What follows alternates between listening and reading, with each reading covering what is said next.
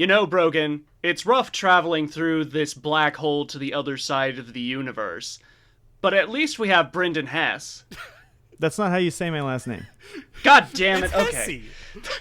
Hesse. Hesse, damn it. Murph, you fucked up. You fucked up big time. Oh, we're going? Yeah, we're going. Just going for it. We don't do second takes. Let me ask you, since you've been on so many other podcasts and now you're back to this one, does this one feel a million times more unprofessional? No. No, sir. That's good. No, this feels like a I'll homecoming. take that. This feels like I did like the tour around the country, and now I'm doing the hometown show. You know, Yeah. I'm back. Uh-huh. I'm back where it all started. Yeah, on the Satellite of Dreams, you have a guest bedroom. You know what I'm saying? Yeah. You're a big shot now. You got 6,000 subscribers. You're getting dang, review that's right. keys. Yeah. Oh, it's almost 7. Yeah, I think it's like, let's see, where are we at? I'm at 6,946. There you go. Well, you better Yeah, bump that yeah. shit up, dear viewer. Immediately go subscribe. We're doing the plug right now. Yeah, they're like, what am I subscribing to? And just, you'll figure it out. There you go, yeah. But Brendan, you played Shiren 6. I did play Shiren 6, yep. Tell me about this game, because I am interested in this game. Okay. I'm gonna be honest. I like the intro like completely threw me off, and the fact that we just kept rolling with it. I'm like, my brain's like, we're gonna redo the intro, right? And it's just stuck in my brain. It's like a gnawing insecurity in the back of your head. You're like, that wasn't a good intro. We need to redo That wasn't it. a good intro. We need to redo it. So this is a spin-off of Pokemon Mystery Dungeon Red Rescue Team. Yep. Yes, Shiren the Wanderer came out first, but is retroactively a spin-off of Pokemon Mystery Dungeon. Yeah, that's exactly how it works. Yep. I mean, someone out there's gonna be like, actually, that's not true. And yeah, no shit. Shiren the Wanderer is it's not the original Mystery Dungeon. That's Torneko from, anyway. It is a Mystery Dungeon game where you play as a wandering, he's kind of a samurai, sorta. He's like a wandering adventurer. He's a Shiren. He is a Shiren. Shiren the Wanderer. So if you played a Mystery Dungeon, you get the idea, but if you haven't, it's these randomized, like old school roguelike design where everything happens on a turn-based grid. You take a step, all the enemies in the dungeon take a step, you attack, they all take their turns attacking. Is it a bump? You're bumping? No, you have a dedicated sword swing. Okay. So your options for making the turns go is like you can just stand in place and like walk in place because sometimes you want to do that to heal your stamina, but your hunger goes down. Wow, I'm just diving right into the mechanics of this game, but basically, yeah. So if you've played a Mystery Dungeon game, this formula is still pretty much entirely intact. The big thing about Shiren is that it's kind of always been the really hardcore Mystery Dungeon. Like compared to Pokemon, I think Etrian Odyssey was pretty tough too, but like compared to Pokemon, it's a much more challenging game because it's really you just have Shiren. And enemies hit hard. There's a lot more randomization. There's a lot more player antagonistic design decisions like traps and that sort of thing. So it's like if you started with Pokemon Mystery Dungeon and you're looking for more of that, this is absolutely it. But it's like the second or third step up. Does this have friend zones? Can you recruit new buddies? Yeah, there are recruitable other characters, but they show up every once in a while throughout the dungeon and at certain parts in the story, and they aren't always there. So let's say you're going on a run and you run into somebody, you can have them come along with you, and you'll have this bonus character to help take out other monsters or whatnot. But if you don't run into them, you're not going to be able to recruit them. And sometimes, you won't be able to for whatever reason. Like you'll have to like satisfy certain criteria or whatever. I haven't run into very many companions on my playthrough so far. I've only played a few hours.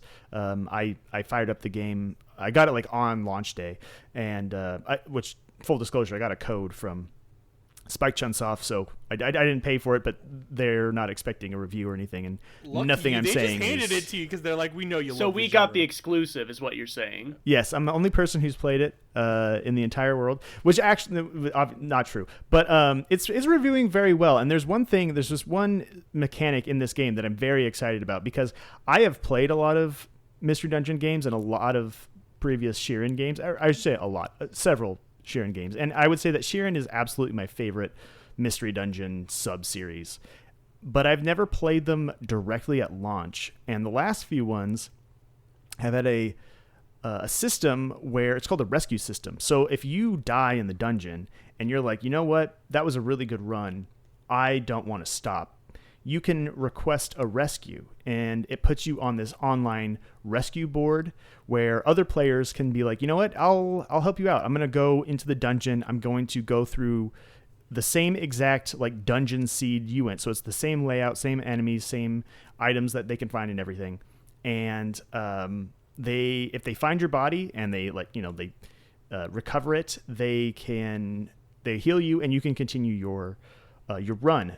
When that happens, two things take place. First, you're like stuck in rescue mode until someone rescues you. And while you're in rescue mode, you can go rescue other people. And the thing that they did to make these rescue runs beneficial is you earn rescue points for, like, I went into the dungeon, I killed a bunch of monsters. Maybe I didn't save the person, but it's still worthwhile for me because I earned rescue points that I can spend at the beginning of another rescue run to increase your health at the beginning, increase your levels by a few, so that you have a better advantage to try and make rescue more likely for other people, and vice versa. Like, people will get the same thing, and then makes it more likely that they will complete their rescue runs for you. And I find that really fun. And Sam Barlow, the writer of, I believe it was Silent Hill, Shattered Memories, and Homecoming, or I believe those two. And then he also did Her Story and Telling Lies. And Immortality, I believe, as well, right?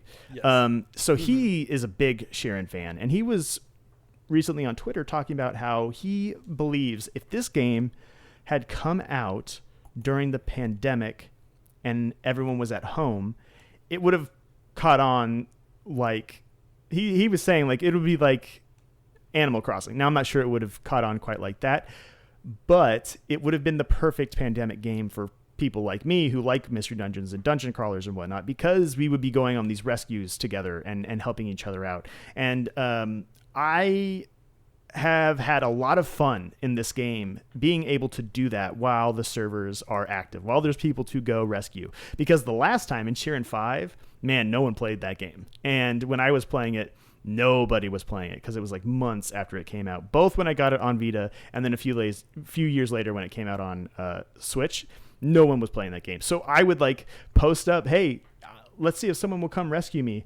And then there's no one for me to go rescue and all this stuff. And the incentives weren't quite there either. So it just didn't have the same loop as this one does. And I find that to be such a smart design choice. And it's just a lot of fun. Like, it makes these games, it gives this game a whole different layer than just being like, all right, next run's going to be better.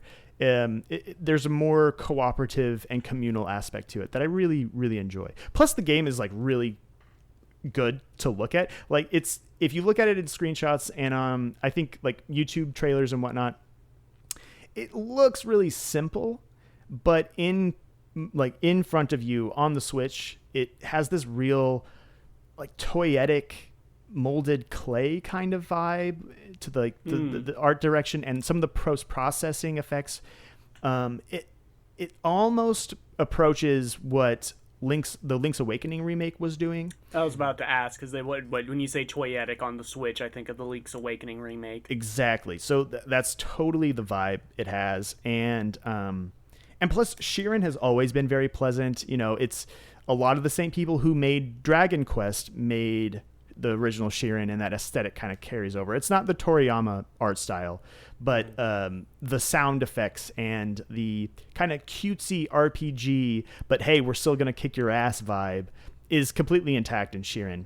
So if you've played Dragon Quest and this looks interesting to you, I think you'll find like a lot of stuff to hold on to that will get you through those early runs that will inevitably be kind of heartbreaking when you're like, oh, I got this awesome sword or whatever, and then you die and okay, I lost all that progress. And now in other Shiren games, there are ways to, bank good weapons and bank good armor and that sort of thing for future runs. But it's not like, say, Hades, where you're earning a currency that you can spend to make yourself better. You can do that in the rescue missions, but in the actual like single player main campaign, you can't do that. So yeah, there's definitely, it appeals to me because I prefer that style of roguelike, both in its turn-based nature and its more like hardcore loop than something like, nothing against Hades. I love Hades, but that roguelite style is just not quite what I normally want from that sort of game. Well, you like the accumulation of knowledge rather than your numbers getting more numbery. Yeah. Precisely that. Yes, exactly. And like knowing like, okay, this enemy is going to be weak to, this spell, or when it's 2 steps away, it's going to cast this thing that's going to fling me to another part of the dungeon. Knowing that stuff and being prepared, it's exactly where I find the most fun in this game. Going to another floor makes you feel more accomplished when you've earned it through game knowledge. There's a lot I do like about, like, say, Hades. We're just going to use Hades, but there's an umbrella of, like, Rogue Legacy. It's just the roguelite elements of a long-term progression from dying and just being able to do small upgrades. I think the problem with that is that the game becomes vividly clear in like I'm supposed to not make it through this. I'm supposed to not do this. I'm supposed to just grind this. This is my grinding phase. And then I add to it, and now I'm okay to do a real run. To me, that stop and start doesn't really work very well, and you feel less accomplished by the end of it. The one thing I will defend Hades for is I think Hades did a really good job having that feed into a narrative sense in returning to a home base and talking to people and having that flesh out. But otherwise, I totally agree with Brendan. And I also wanted to ask, if I was curious about the Shiren franchise, which one should I go to? Like, this if one. I was just curious. Absolutely. Play this one first. I think the mechanics and everything are pretty well refined at this point. There's nothing in it. At least I haven't run into anything yet. And I haven't completed the full dungeon run yet. It's a 30-floor dungeon. And I believe other ones unlock after that. That usually is the case in Shiren games. And so there could be a lot of mechanics and things that will show up later that spin on the traditional stuff. But so far, it's been classic Shiren. And so you will understand pretty quickly what this game is going for and how the mechanics all work. I could literally describe to you like all the actions and whatnot that you have available to you, because it's not a lot, but there's a lot of variety within those actions, and within the gear and the equipment that you're finding. I don't know. I think because of this being the most recent game, and a lot of people, at least in my experience, seem to be playing it and putting their failed runs up on the rescue counter, doing the rescue stuff. I think this is probably a great one to start with. Especially now. I think now 5 is also great. Yes, yep. Right now especially. But 5 is also great, and I don't think that there's, I mean, even Shiren 2, like you can go back and get the fan translation of Shiren 2 on the N64. All of them are Shiren, like pure and simple. And so I don't think there's a wrong one to start with. I just think that right now, this is probably a great one to start with. Bro, sell us on Arzette, the Jewel of Faramore. I don't know if I could sell you on it. I was sold on it when I played it at PAX, so... You dug it? Okay, good. Because I love this game. I beat it. I think... it makes me want to go back to play the CDI games just to see if there was any nugget of, because like it feels inspired, and it's like they don't make games like this, And it's not just the CDI elements. I get huge just computer game vibes. Like I got a lot of like adventure game computer vibes, especially with the colorful characters. I mean, the core gameplay is like a side-scrolling sword play game where, you know, you get keys, open doors. Sometimes you'll see a bombable wall. So it's a little like Zelda, but for the most part, it's just a side-scroller thing. You go along the things. It's a little bit like Quackshot. Name drop from last season, where you're going to go up to somebody, a character's going to be like, oh, I need this one thing, and then you go, oh, that one thing is in another stage, then you go back, you replay one of the other stages, you get the thing, and in a very adventure game way, you sort of solve character quests to progress. Okay. And are those quests adventure gamey in their, I guess, their logic and their okay. But that being said, there's so few of them, and there's not like a real inventory system. They're pretty explicit in what they want. So it's like, you know, like a witch is like, oh, I need a hair from an ogre to fix this brew, and you're like, okay, there's an ogre in the swamp level. I have to solve the ogre quest to get the hair, to get this, to get that, and then the question is where do I start? And that's very in line with the Zelda CDI games. See, that's great. You, I personally you'll run into someone and they'll be like, I'm hungry. I need an Apagos egg. There you go. You know. Yeah, and I like looked back on some of it. There's some really inspired character designs. I think the art looks really, really great. I think the gameplay. What I like about the gameplay to Arzette is that it's slightly stiff and slightly janky, but it's so simple and forgiving that it's hard to be mad at. And the jank is intentional in a way to preserve the legacy of what it was. Does that make sense? So like there's a lot of checkpoints, and there's a lot of like enemies that die in 1 or 2 hits, and then by the end game when they take longer, usually you'd be able to find optional upgrades. So like in terms of like, oh man, this game is frustrating as hell. It's never frustrating. It's pretty good even on the hardest difficulty I could choose. And it's fun. I could see people playing it and going, this doesn't feel good. But like we'll get into with Dark Souls 2, I don't necessarily think I need to feel good all the time. Okay. I'll put that on your tombstone. I will say I'm fascinated by the Zelda CDI games, and I think they are not that bad, TM. But I think their core issue is that the actual gameplay loop isn't terrific, and it has a lot of frustrating encounters because you don't really have iframes. So enemies can just like run into you, and because they're continuously hitting you, your health just gets deleted. Yeah.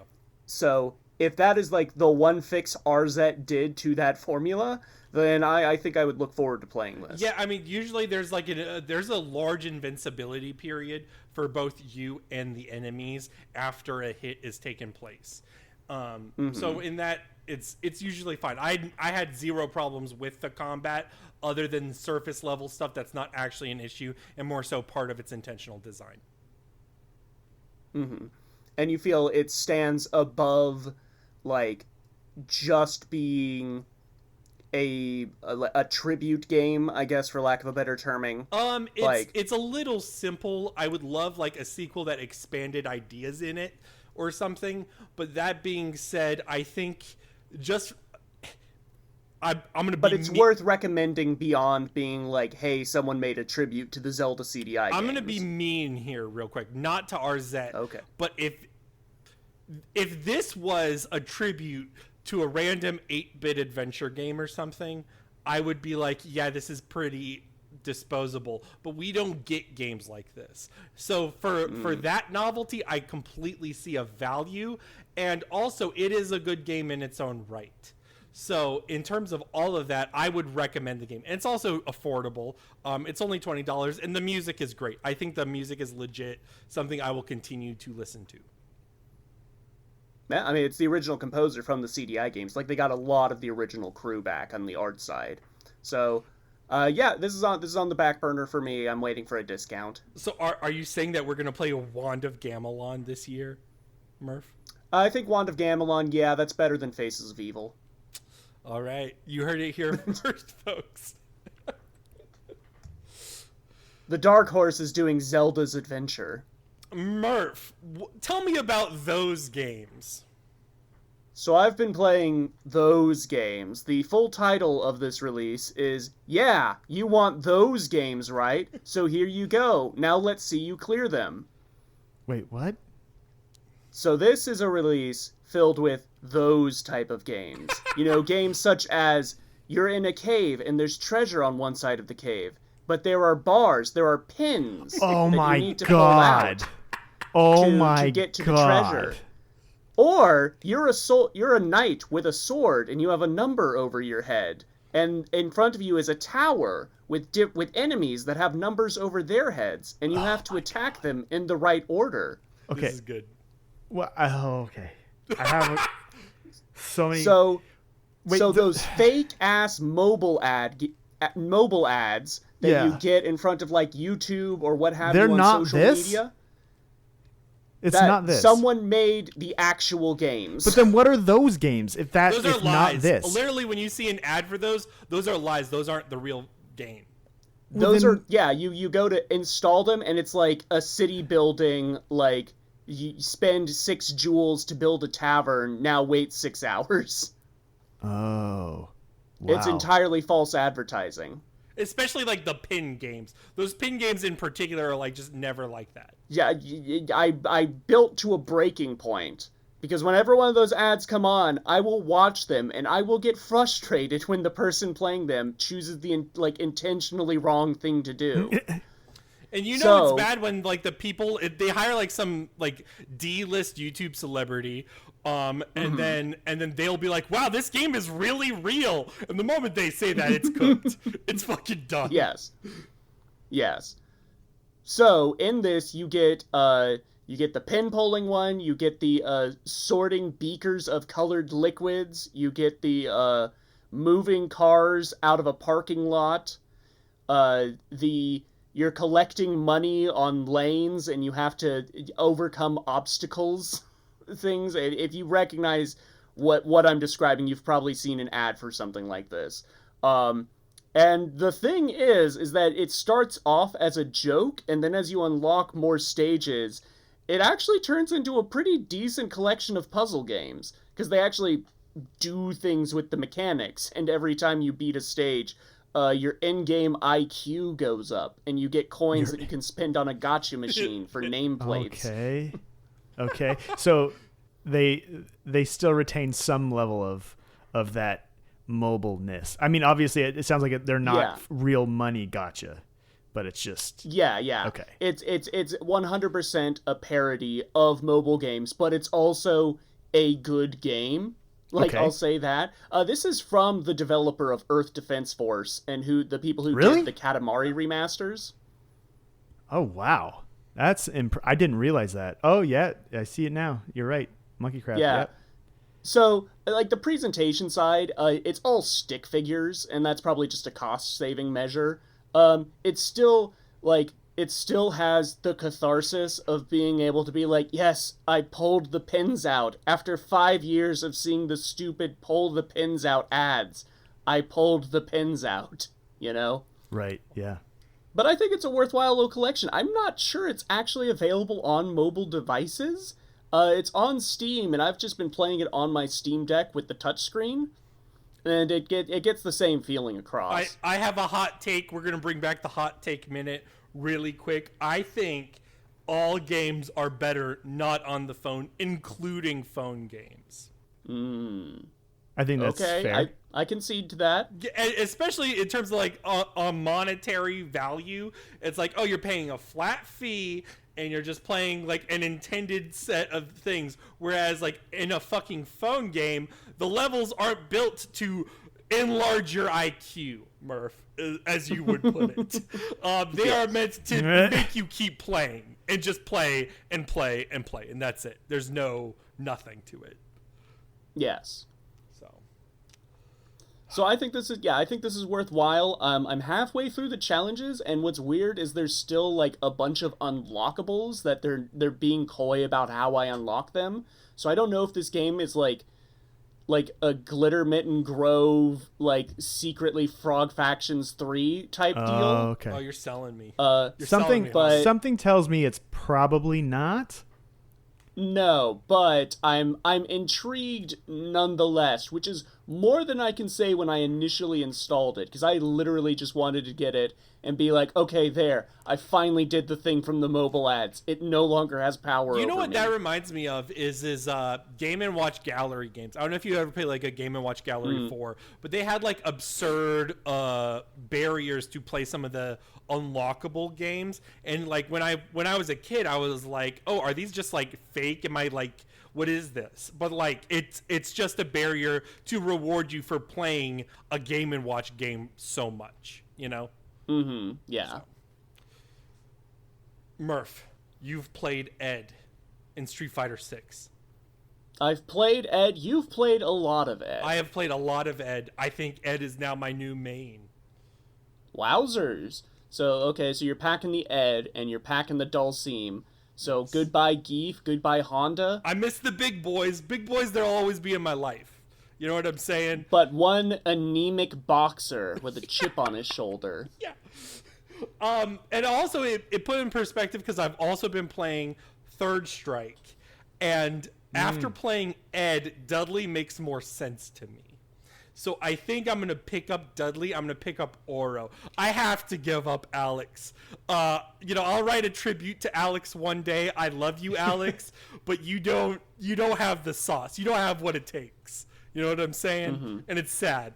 But for Ed in Street Fighter 6, I love how he does combos because they all make sense in terms of juggling for a boxer. I love how he pokes. I love how he moves, and he also has clear weaknesses. I am a fan of a character base kit that has strong kit options but has clear glaring weaknesses, which is why I like grapplers and zoners. So for that, Ed really appeals to me.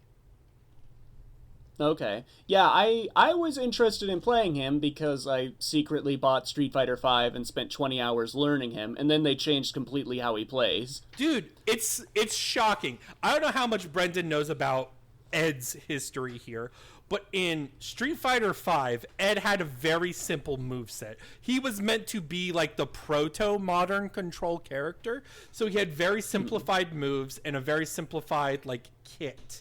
He didn't have any like quarter circles or special inputs as we know them. It was literally like hold a punch and kick at the same time to pull off this move. Yes.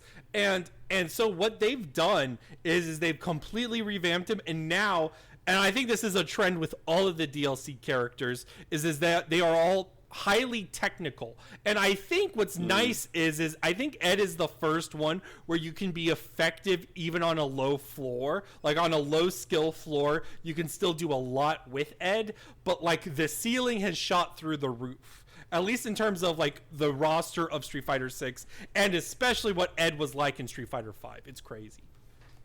Yeah, I like his pokes. I like his combo potential. I think he's too technical for me at my current skill level, but I'll definitely like pick him up for like casuals and stuff. I will say what I like about how he does combos, and this is how like my brain works, is I am really bad at the idea of like, oh, you gotta do a kick, light kick here, punch here, then you do a special move, blah blah blah blah blah. What I like about Ed's is it's very like you set him up. Like there's clearly a move to set up a combo or like bounce them, and then you could do this or this after. I like it where you can mix and match what part of the combo you like, and those really appeal to me much more. He's a lot of whiff punishing. He's a lot like a more technical Marisa, where you're just sort of like baiting with pokes, and then once the enemy makes the ultimate mistake, you delete their health bar. But it's also unfortunate that all you have to do is block low to beat him. So Yes, he has no overheads, which is fine because he still has his like ranged grab that pulls you in, that he's plus on block. And he's also strong, like he also has good stuff in the air. He's not great in the air, but it is an extra dimension to it. I don't know. I like Ed a lot. I love him. So. Mm-hmm. Well, you gotta be on that grind. I think now's the time to, because we didn't say it last episode, you're going to EVO. I am going to EVO. I'm going to PAX East first. I'm going to do that. I'm going to make sure my budget's okay for EVO. But after, like the week after, I'm going to get my paycheck, and I'm probably going to put money down on the EVO entry. And with that, I'm definitely going to enter Third Strike, and I'm definitely going to enter Street Fighter 6. That's the dream. And Strive. That's the fucking dream. And half of it is literally I just want to be in like that giant stadium when they do grand finals. You know what I mean? Sure. Yeah. I'm like, oh, you're gonna man. be there. You're gonna get Justin Wong. He's gonna come on the podcast. Oh, dude, if I could get let's go, Justin. I would love it. But anyways, Murph, you've played Lysfanga. This is the best game of the first 2 months of 2024. Damn. This is Lysfanga Time Okay. Shift Warrior. This was on the Steam Next Fest. I kind of described it there when we talked about it last episode. This is a puzzle combat game. You have top-down perspective. You could, if you were just like watching a trailer, you would think, oh, this is like a Hades-like, where you're just kind of going through floors and attacking enemies with like big AoEs. That's not what this is. When you enter a combat arena, the enemies stay in place, and you have to run up to them and attack them and destroy their health bar. But each stage is on a timer, and once that timer runs out, you quote-unquote die, then you restart it, and you've created a clone of yourself that does the actions from the last time you were playing. And so you have enemies like, oh, one enemy's all the way on this side of the arena, one enemy's all the way on the other side. You can't get to both in the same run. So you have one clone attack the one on the left, and you go kill the one on the right, and you've beaten that stage. And the game just keeps handing out new mechanics like candy, like new ways of thinking about the combat, like, oh, these two enemies have to be killed at the same time. This enemy has a big shield and will block you from the front, but is vulnerable from the back. So you create a clone that attacks him from the front, and you destroy him from the back.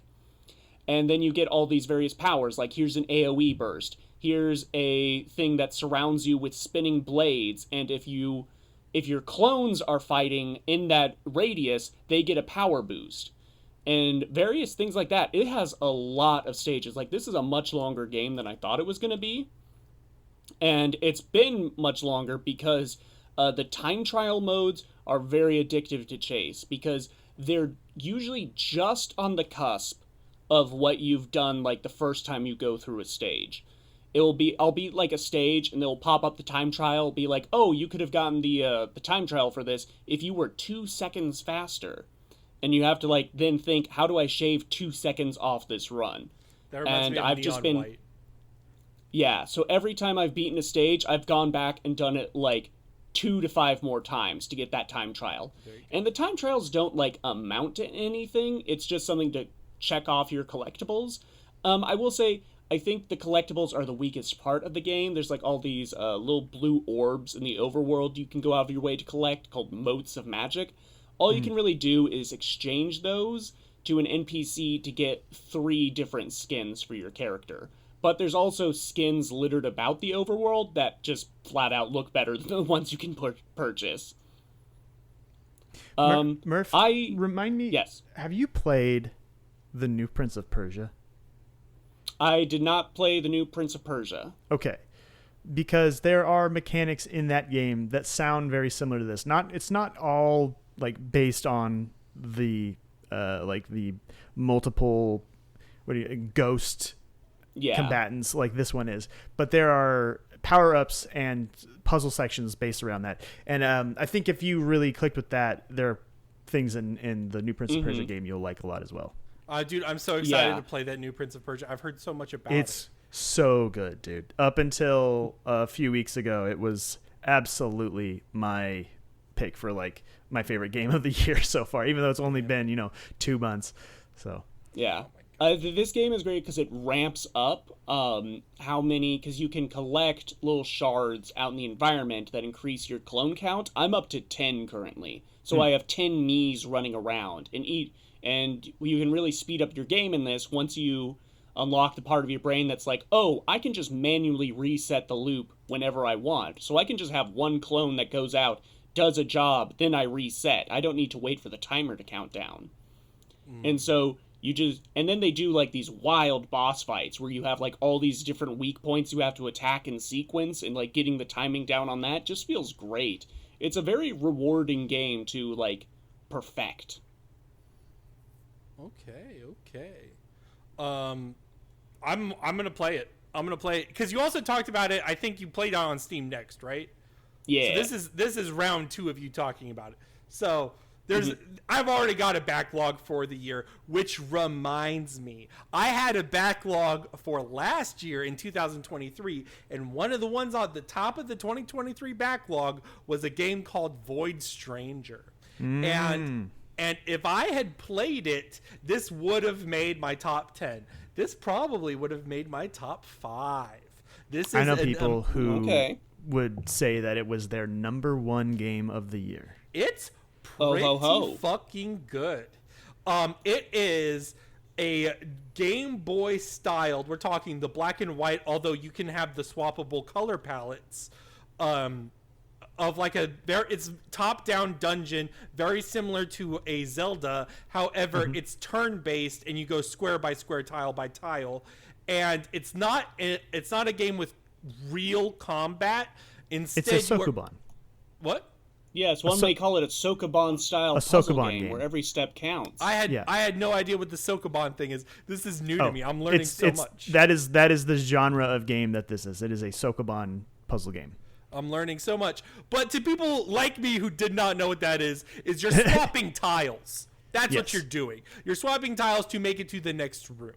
And what I really enjoy about this game is as a puzzle game and as a narrative and as a thing you generally progress through, there's a bunch of systems that feel very alien and scary to you at first. And for me, like a good puzzle game, like a Myst or whatever, everything's already there, and you're sort of just learning how the game works. And you wonder, like, hey, can I do that? And then you try it, and then something new happens.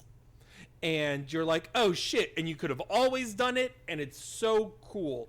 In some ways, you can break the game, you can skip entire sections of the game, you could do different things based on how much you figured it out.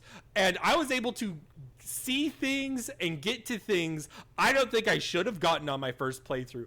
Like, we're talking like going down onto your health bar and floor bar and swapping them out and going into a weird glitch mode that's totally intentional.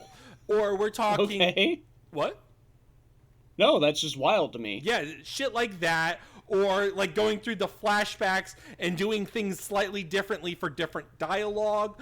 Or another big one is like there are power-ups within the game, and those power-ups require like a very extensive, like, oh, you have to do this one specific thing, and the thing is not necessarily easy, but when you get it, it's like, oh my god, I can skip a tile, I can jump over a tile, Murph. That's crazy. And then the game just completely breaks more and more, and it becomes so satisfying the further and the deeper you get. And then the story gets really well as well. I think sometimes it rubs me in the wrong way. I don't know how else to say it other than like there's a lot of girls with giant anime titties. I'm getting Berserk vibes from the trailer and art style. There's also, I mean, I don't want to get too into, but there is a level of, especially to like the way that people talk about this game. There's an Undertale sort of yes, absolutely air to this game. Like a good example is when you die. Let me try to explain this to you. One of the unlockables, one of the few like currencies of the game is something called crickets. And in a normal, like your first time playing, a cricket saves you from death. And if you run out of crickets, you're dead for real. And when you're dead for real, a monster comes up to you and he asks if you've been here before. And if you haven't, he'll explain the situation to you. And you can eat a forbidden fruit, and that means you can restart on the screen you died on. However, you've lost a lot because of that. You've sort of like marked yourself as a sinner. You know what I mean? Like it's not a good thing that you've done that. And the counterpoint is you start the whole fucking game over. And this is a game with like, over 200 floors. Like on the base without the secret rooms. So progress is a big deal at points, especially early on when you don't know how else to progress. So there's a lot of elements like that. And then it also rewards, like I mentioned with the flashbacks, like Brendan mentioned, it rewards repeat playthroughs, and it rewards repeat like entering through the loop. And it's not like, oh, the loop is slightly different now, although that can be true sometimes. It's a lot more like, oh, because I now know what I didn't know then, this room is easier for me. And that's so cool to me. I love it. It's definitely a game that I would really like to check out. It's one of the, like, I know I would really enjoy it. Everyone's been telling, not everyone, the few folks I know who've played it have really recommended it to me, but it just hasn't. It never occurs to me in the moment when I'm like, oh, maybe I'll play something new. So I should probably rectify that because it sounds awesome. Brendan, you'd love it. I'm saying you'd love it. Murph, you'd love it. I think this would be a DD Cast favorite. Oh wow. Okay. I've added it to the list. I've added it to the backlog. We'll do Arzette, then we'll do Void Stranger. There you go. Now, Brendan, when you said Prince of Persia was, originally your game of the year, what has toppled it? There's a remaster of Wizardry 6 made in the Wizardry 7 engine, and The game that's topped it is Final Fantasy VII Rebirth. Okay, this is exciting. I like this game a lot, you guys. I like this game a whole lot, and I have a lot to say about it, but I honestly don't even know where to start with it because it is such a big game. There's so many moving parts to it. I'll be honest, sometimes it feels kind of like an incoherent mess, but like that's okay because all the different parts are so well designed that even in the parts where it stumbles or drags on for too long or whatever, I still had a great time with it. But like I said, nailing down, like going through each individual part it would take forever. Like one of the few times where I think people will be justified in having an hour and a half or 2 hour long a review, in a few months or years down the line when people do their super, super in-depth stuff, video essay type reviews for this game. I think it's going to be justified because it's big. It's not like Baldur's Gate 3 big or Elden Ring big, but it's certainly playing within that league, I think. Okay, there's a lot of scattered questions I have. I guess my first thing, and I guess this will also be a thematic trend that ties in with our game of the week. Do you feel like it, because of its scale, that's why it's inconsistent at points, or is it scattered at points, is because it's so grand? I think that is certainly a part of it. I think the part of it for me that like it really landed for is the open zone, open world experience. Just the pure gameplay experience is what really landed for me. Just running around, looking at these environments, being in them, doing the side quests, doing all of the combat challenges and all of this stuff. Like, it's so good. The combat is, I think it's by far and away the best Final Fantasy combat that has ever been achieved. Like, I don't mean to say that it's like better than like other games completely. I just think that in the way that it blends the like ATB system of, every game basically from Final Fantasy IV to Final Fantasy IX, and then this more action focused combat, it's brilliant. It nails the mix. It nails the execution. It's more fleshed out. How is the combat different than Remake? So there are now a lot more options that you can do when you're not So in Remake and in Rebirth, basically what happens is you run up to an enemy and it engages combat, and you press the square button to do like a basic melee attack, or in some cases a ranged attack if you're playing as like Barrett, who has like a chain gun for an arm.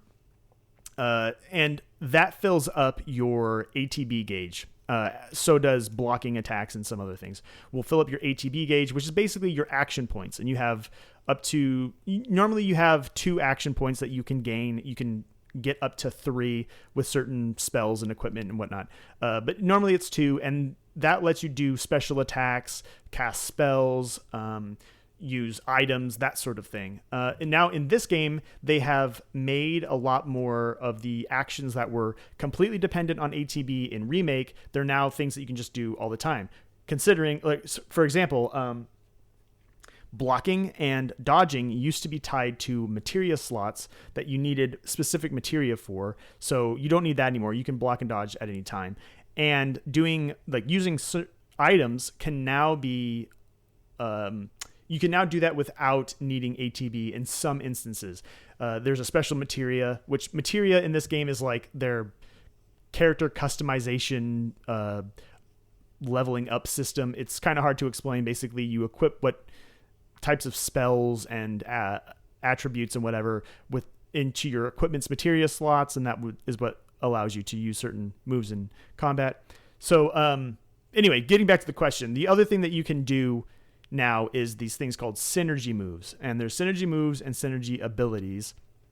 And synergy moves are basically team up attacks that you can do without ATB that allow you to handle certain situations that maybe you wouldn't be able to do anything in an instance where an enemy is flying or like is in a guard mode or something, and you can't do any damage to it, so you can't raise your ATB to, do that special thing that's going to push it into its stagger mode and do extra damage to it or whatever.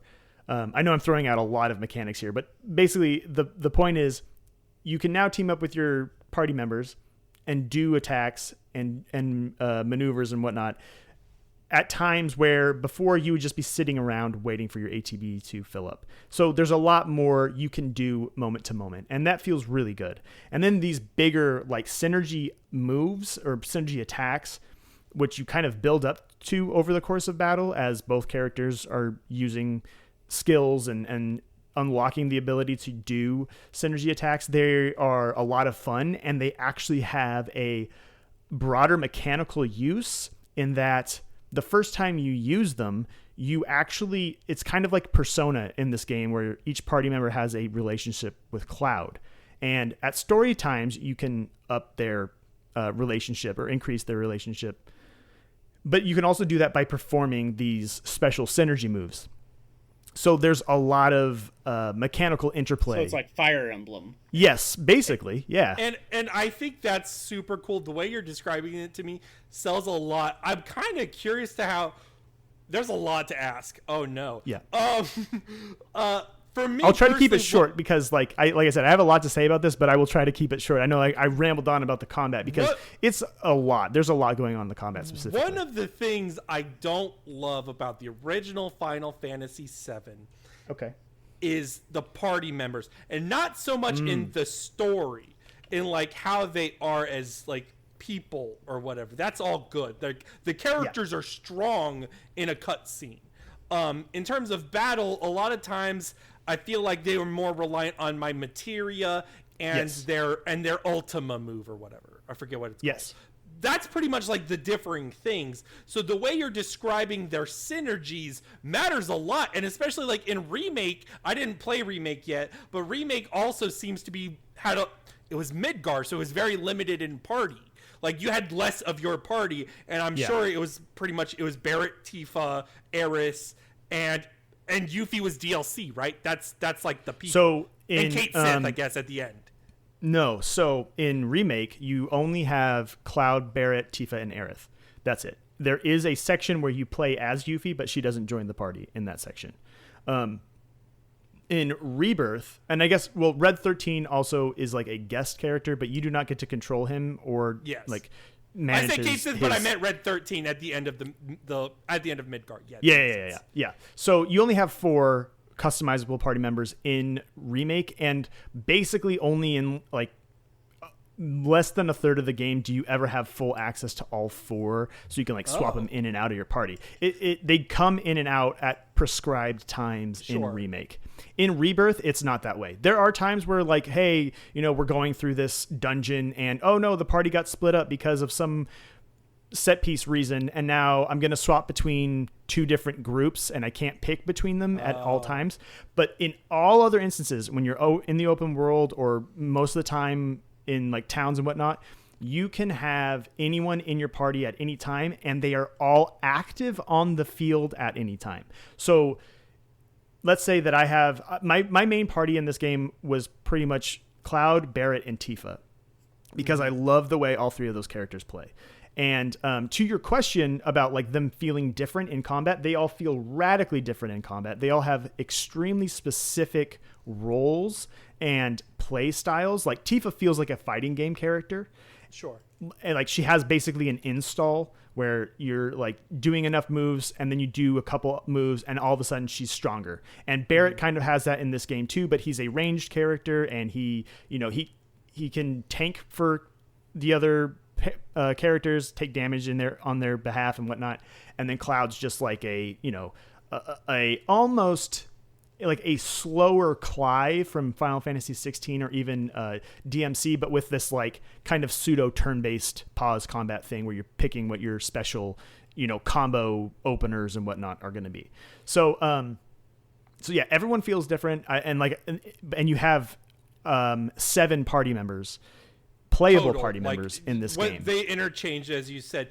Yeah. All right. Well, and you can have them at any time. Like you can swap them out as long as you're not in combat. You can swap them in and out, and the other characters will be like in the background. Like so, like I said, if I have Cloud, Tifa, and Barrett fighting, then Aerith, Yuffie, Kate Sith, and Red 13 are in the background doing additional dialogue or something. They're like throwing, like Aerith will like do some chip damage from like the sidelines with her magic wand. And if Barrett and Tifa are KO'd and Cloud's about to get KO'd, there are times once per battle when you're in a dire situation like that where you can have like hey, heal me or revive Barrett or do something like that with your reserve characters. So they're not like all of a sudden just disappeared like in the original Final Fantasy VII, where it's like I have my 3 and the rest just aren't here. I'm going to call them on my cell phone and have them join me.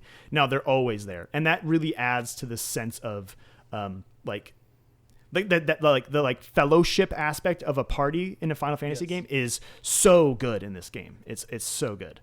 All right, I have 2 more questions. Okay. This is still tied to the party, but I'm going to try to make it as broad as I can and also as non-spoilery as I can. I know that this Remake and Rebirth are technically not remakes. They use the same like setting of the stage, but they're ultimately sequels, right?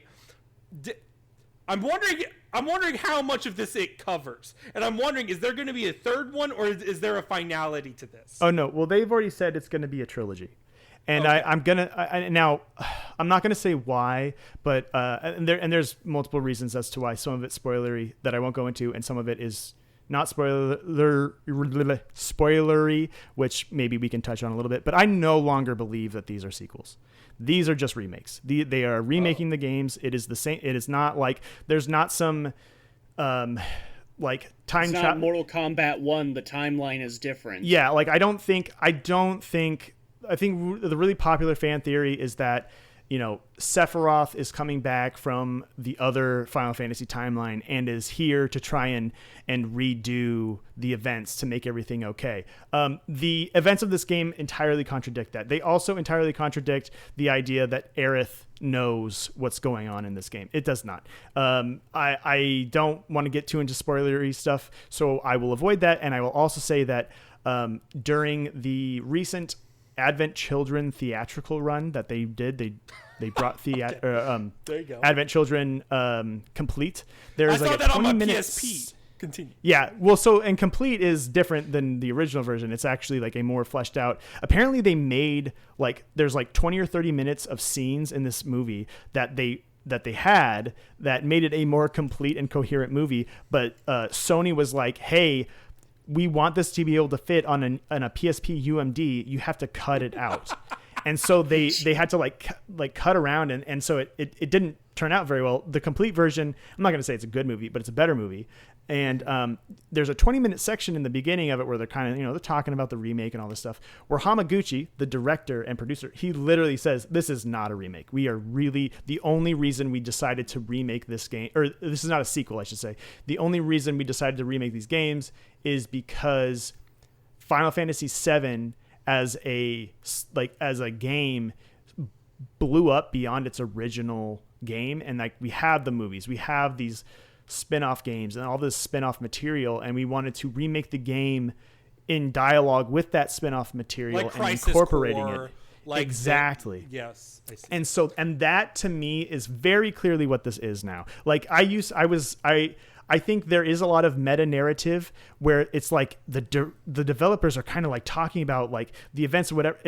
That is just the developers saying to the player like, hey, this is weird. We know we're remaking this game, but like, hey, it's still Final Fantasy VII. Take that as you will. It's meta, but it's not subversive.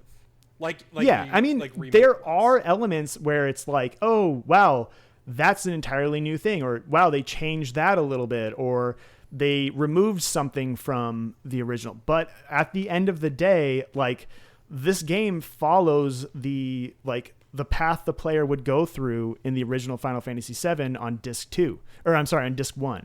Like after Midgar, for the rest of disc 1, all the locations you go to, the towns you visit, a lot of like the sub quests and the mini games and stuff are recreated here. And then of course expanded upon with a bunch of new content and all this new, more of a 1-to-1 landmass rather than being a world map. So I have one more question.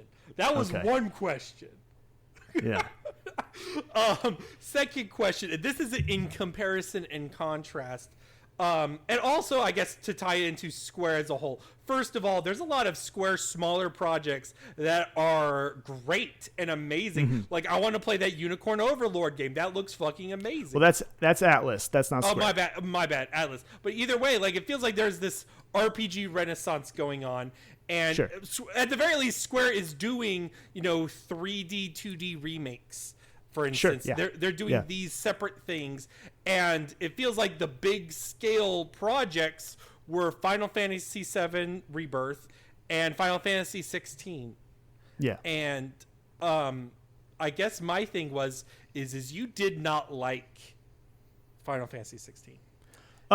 Yeah, I mean, I didn't hate it, but I certainly... I didn't love it as much as some people did. I think it's a good game. Like if I'm gonna have to give it a score, I'd probably give it like a 7. Okay. It's a good game. Respect the craft or would recommend. I think Where does it go on the Venn diagram? Honestly, there are things about Final Fantasy 16, the parts of it that I like, are maybe actually some of the parts that people don't like. Like I like just running around the open fields, doing hunts and fighting monsters and just kind of like existing in these like really like richly designed, though ultimately very boring to navigate environments, just because the combat's really solid and the music's good. And, so when that stuff is hitting on all cylinders, I think that game's really good. And, there are some very cool boss battles and whatever, but like as a complete package, I didn't like it as much as I really hoped I would. So, yeah. I didn't even get to finish my question, but thank you for setting the stage. Sorry. So, Rebirth. You love Rebirth. I love it. They are both, in terms of production scale, giant. What does Rebirth do that makes it so special? And, like, how much of that is Final Fantasy VII, and how much of that is the game? And also, do you feel like... Obviously, especially in context of last year where Final Fantasy 16 sold so much, was so critically acclaimed, and Square still saw it as a misstep, do you feel like Rebirth is going in a good direction? I think Rebirth is poised to do very well. I think it really depends on how an inevitable PC version would sell. And I think the question... I have a lot of weird thoughts about I mean, in some ways contradictory thoughts about what Final Fantasy VII Rebirth is and what it means compared to Final Fantasy 16. And where I kind of come down, I think the most general answer I could give to this is that I think Final Fantasy VII Rebirth is certainly what a lot of people, including myself, would want from a Final Fantasy game in terms of its breadth and scope and structure.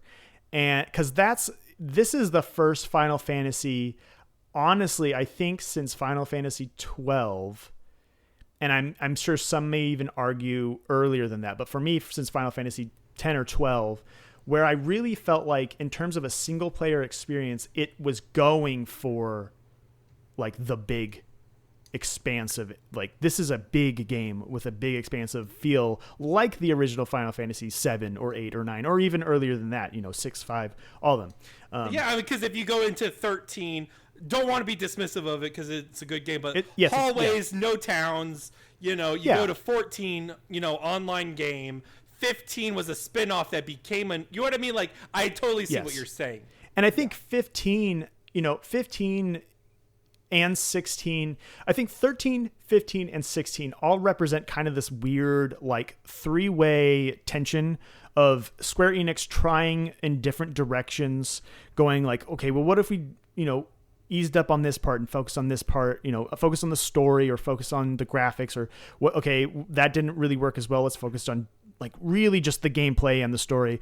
Okay, maybe not everyone loved that, and vice versa. And whereas Rebirth, it feels like them being like, you know what, we want to give you the way it felt when you played Final Fantasy VII for the first time and you were like, oh my God, this is a whole huge world out here. I can go and kind of, not in any direction, but like I'm in control of my own adventure as I work through this, this linear story, but in like an open-ish world. And instead of trying to recreate like pioneer and innovate, what they did and what they probably should have always done is they went, okay, how do we give that feeling, that expansive feeling that everyone has been asking for from a Final Fantasy? How do we do that? Well, how did Xenoblade do it? How did The Witcher 3 do it? How does Horizon do it? How does Yakuza do it? And it blends those four games, I think, are like the biggest four touchstones so well. And then it says, okay, so what are the parts of the Final Fantasy franchise that we're going to bring over? Obviously, it's the stagger system from Final Fantasy 13 once again returning. It's been in, so many games at this point. It was in 16, it was in Remake, and it's once again in Rebirth.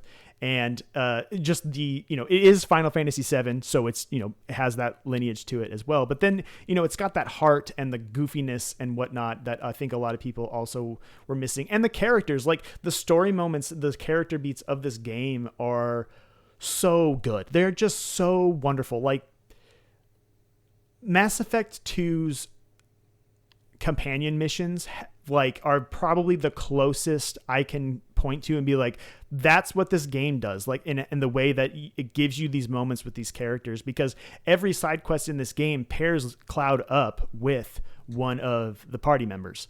So it's not just Cloud like talking to random people out in the, out in the wilderness being like, hey, go kill 5 of these monsters and come back and I'll give you a reward. It's like, no, I'm going on this like little quest where I have to escort a dog with Barrett that, I have to go across the map and it's got this cute little song and Barrett's telling me about how like, he was worried about when Marlene grows, his daughter, when she grows up, and how is that going to feel for him, and he's worried about it, and Cloud reassuring him. Character building moments. It's so good, dude. It's so good, and that's the thing. Like, it puts that stuff everywhere in this game. It puts that stuff in the side quests, in the little tertiary open world stuff that you would think that was just like, I'm just doing this to raise a number on my stat sheet or have a little blip fill in on my completion record. But then it's like, oh, actually it just opened a whole side quest where now, Red 13 is telling me about his childhood. And I'm like, oh my God, this is amazing. So yeah, I don't know. That stuff, by focusing on things that already had a proven track record of working, these like structuring is open world like Xenoblade Chronicles, and it's side content like Witcher 3, and focusing on like really goofy but endearing character moments like Yakuza, they kind of freed themselves up to instead of trying to like recreate the wheel and like reinvent the wheel and have this pioneering experience. They were just like, hey, here's the feeling of Final Fantasy VII brought back in this modern way. So that's another, again, I said I was going to try and keep these succinct, but I absolutely could not. There's so much to talk about with this game. I had so many questions. Murph, do you have any questions? Are you still alive? I'm here. Yeah. Okay. So I think my only like serious question is, they say this is going to be a trilogy, and I don't know much actually about the plot of Final Fantasy VII or where it goes, but when I hear we're making one game into 3 games, I hear Peter Jackson saying, I'm going to need 3 movies to do The Hobbit. Okay, well, I mean, so, I'll go ahead and say, they made... For me, when I heard that remake was going to be only Midgar, I was shocked. I thought it was going to be a Hobbit scenario. I don't know where exactly Rebirth splits off, but like having an entire game be Midgar was my like moment, and apparently that was totally fine, and it totally worked. I think look, both of these games have pacing issues, and for me, the pacing issues appear in dungeons and certain activities that stick around 10 to 20% longer than they really should. And that's kind of the case that was the case for me with Remake.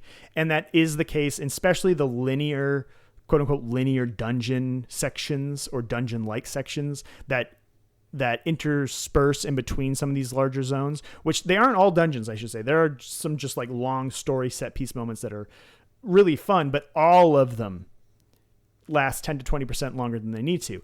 I have heard people say the opposite, where they are like, I love the linear sections. That's all I wanted.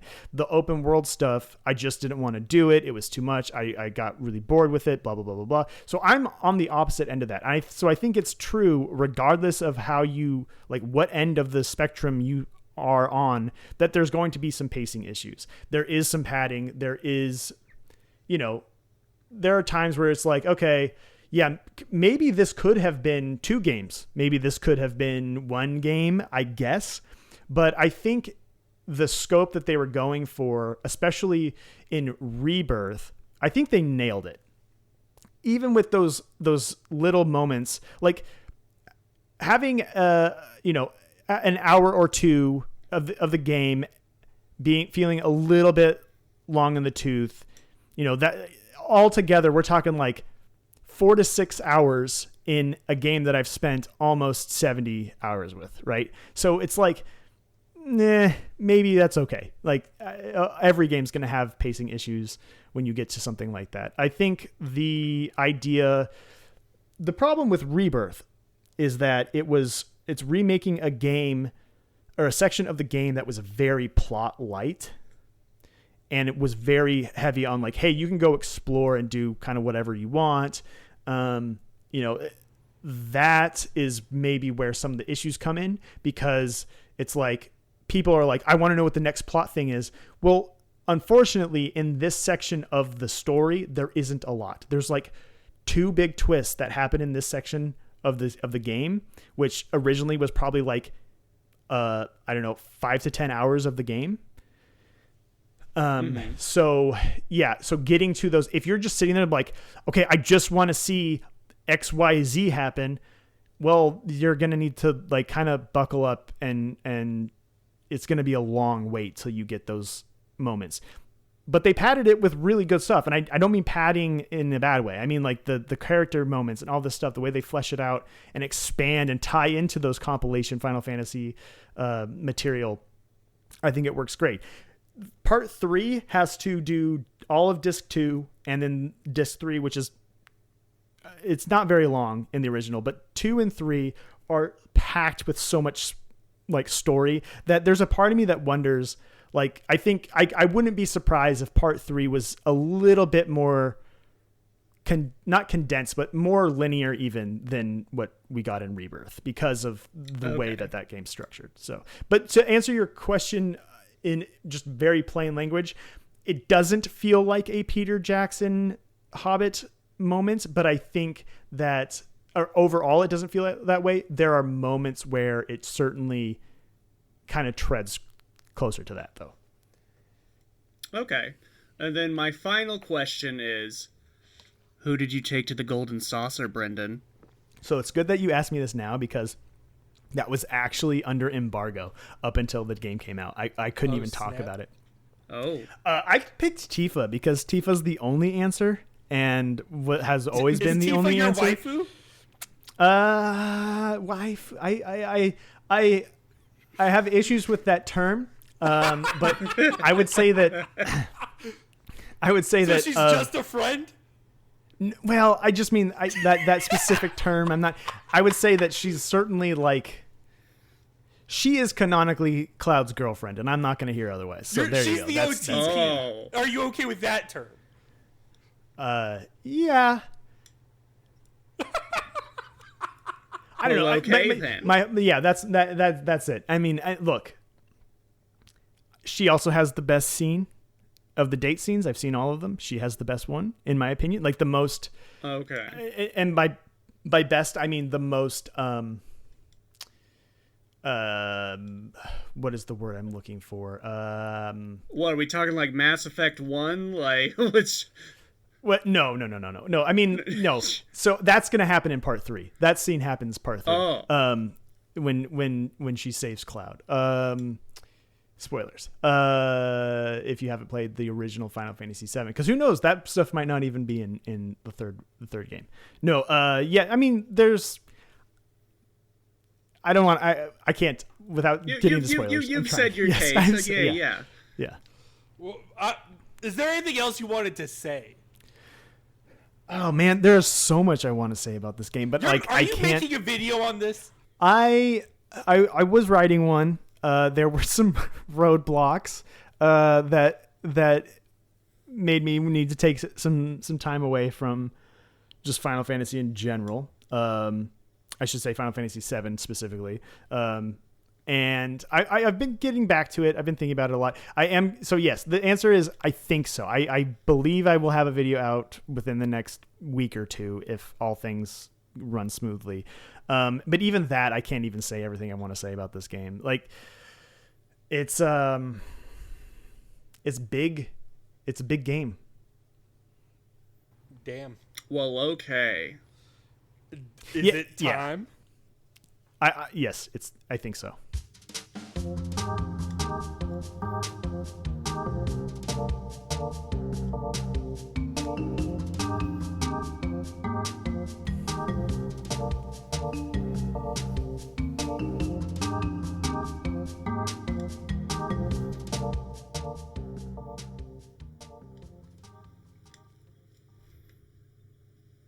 This week's Variety Minute is Brendan talking more about Final Fantasy VII Rebirth. So, just kidding. Damn.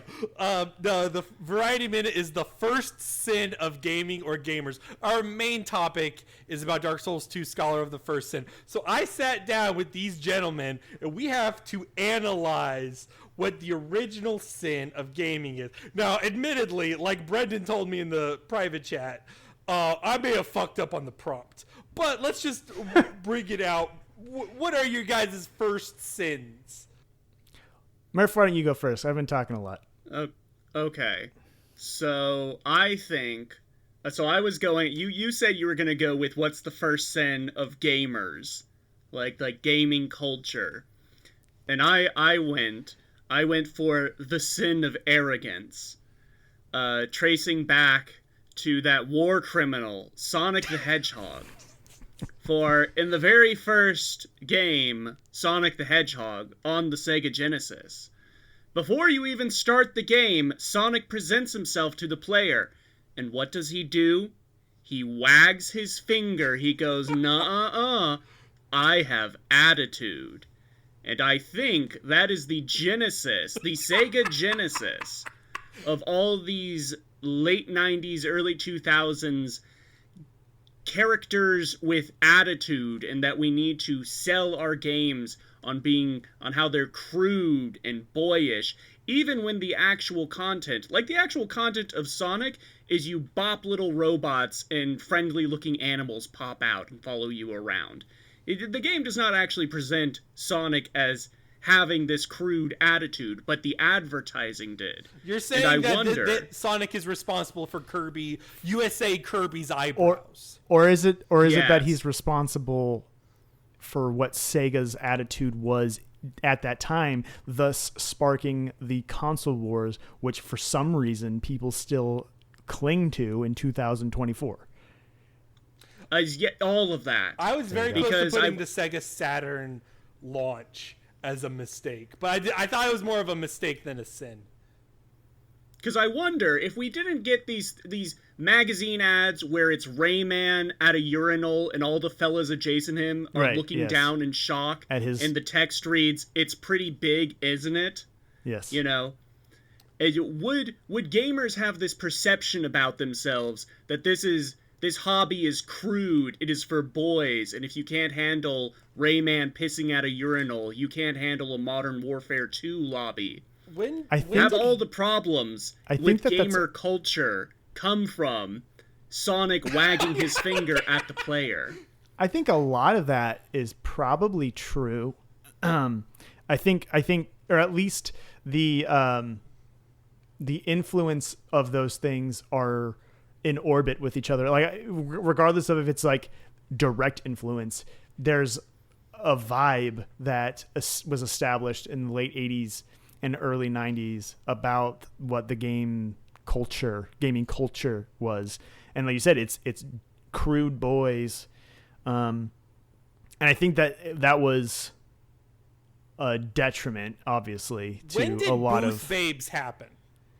I mean, dude, I think that was an established thing since E3 and ever since, Space World or whatever it was more of a thing when G4 started doing coverage, because when G4 did coverage of E3, they would have the Booth Babe Minute, where they had a reporter go around and see if he can find the hottest Booth Babes. Yeah, but I mean, like, other trade shows use that tactic, and I believe, like, ever since E3 was a thing. I mean, remember it started, or at least was for a very long time, was held in Vegas. So, so that sort of culture, that CEO, like, we're gonna go to strip clubs and all that stuff, like, that was the vibe of the games industry. So I think it was pretty much tied into it from the beginning.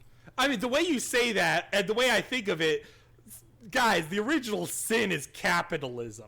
This is like the medium. So you just, damn it. So, okay. Yes, it is. The original sin's capitalism. Hold on, because I think what the original... I know I'm kind of like just hopping in here, but because you said that, mine is coin-operated machines. I think that from the get-go, at least with arcade games, which eventually evolved into console games, and were subsumed and consumed by them almost entirely to where we are now. I think, PC games maybe were this parallel thing that happened alongside a lot of arcade games that were different, but the arcade design mentality of, we're going to make this hard and unfair to milk as many quarters out of people as possible. I think that mindset is the entire mindset that still pervades video games, because it went from we're going to have the game be difficult and people are going to just keep playing it because they're having fun and they want to keep playing and they're going to, want to have the high score or whatever. And as games evolved and matured and changed in format from an arcade to being at home, that sort of thing, all of a sudden monetization needed to change with it. So it's like you go through every era of like, we're going to have really difficult games so that people aren't renting them. We're going to have long games so people aren't renting them, so that instead of losing money to the rental stores, people are going to buy it. We're going to get all that money. And then as time goes on, it's like, okay, we're going to have DLC. We're going to have weird DRM restrictions, all of this stuff. If you go through like what is like the big sin behind so much of what the industry is facing right now. It's because everything has to make inordinate amounts of money, because in order to sell them, like they have to spend inordinate amount of money. So I think that this like one-upmanship also came from, well, we have to make more money than the other guys, so we have to have better graphics, we have to have better gameplay, blah blah blah blah blah. But we also have to make as much money from the players as possible. So it all just kind of circles around that one thing of, we're going to make people pay a quarter every time they die. There's so much to go into with that. First of all, I think, there's so much to say. First of all, I think that you can see a lot of the lineage with the phone stuff. To go back to the you want those games discussion, phone games really took the torch from the arcade sensibilities. And I think largely speaking, arcade sensibilities have dominated in terms of addictiveness and in terms of playability. I think the fundamental games are often really good for arcade games. I mean, they're addictive for a reason. They want you to put a quarter in, so they fucking got you on tap. But I think at a certain point in time with consoles, and like in terms of history, I think like the video game crash was a big one. But consoles sort of streamlined it and didn't necessarily demand quarters anymore. And they were much more product. And even with PCs and with consoles, there was a time where they were segmented into singular packages. And if they added content, you could just buy an expansion pack. And the expansion pack was a reasonably sized add-on that would be equivalent to, $15, $20 DLC now. However, I think for me it wasn't so much original in terms of a historical value, but in so much that after this point we were done. After this point there was no going back. Was Horse Armor. And to be clear, I don't think Oblivion's Horse Armor was the first DLC. I never said that. Anything like that. It's clearly not the first mistake or sin of a game developer, but it's more like Horse Armor was the last time discourse on monetization mattered. And then after that, the floodgates opened. Horse Armor was okay. And I don't even mind Horse Armor. But like in terms of everything, the scale, that was the last moment that the sin could happen without being perpetually branded on humanity. Mm-hmm. Does that make sense? What's wild about Horse Armor is that it was $2.50, right? Like, it wasn't even an absurd cost, and now, like, the joke headline is Diablo 4 has $25 Horse Armor skins. I think, yeah, and $30, like, change the color of your town portals, like, options. Like, it's unfair. It's disgusting. But I think, I can't remember if it was before or after, but that was also the era of quote-unquote on-disc DLC. Yes. Where Capcom stuff was on the disc. I was going to bring up like BioWare, but you had to pay to unlock it, and that's I think that was absolutely where you got that generation was where production values skyrocketed, budget costs started to skyrocket. People were hyper upset. People meaning like publishers, not necessarily developers, but publishers were hyper obsessed with making sure that everyone could play the entirety of the game. So like you had to see like everything that you spent money on had to be seen in the game, and spent money on meaning during development, and to ensure that you're recouping all of your investment on the development.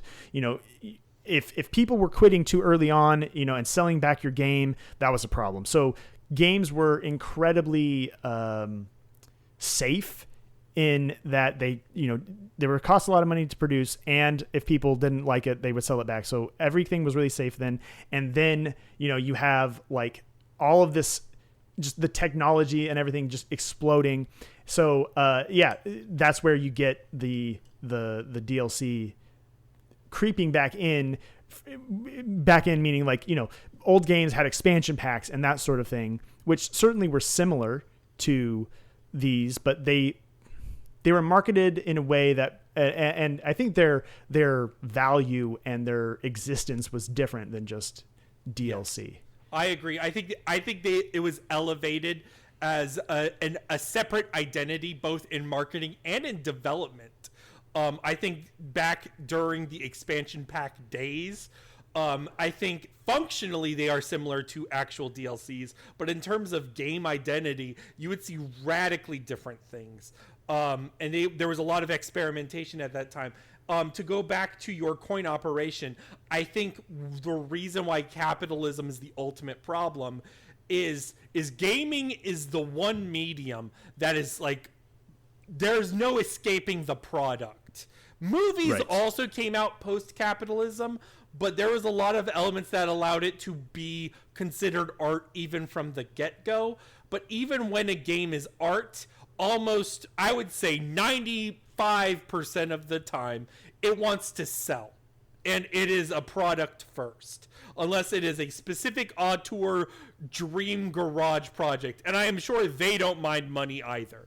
And everything from every aspect of technology to every element of design is built for the sake of selling or getting your money. So in terms of that, we've never been able to escape that. The only safe haven was sports, I guess, for games, and even then those are radically monetized.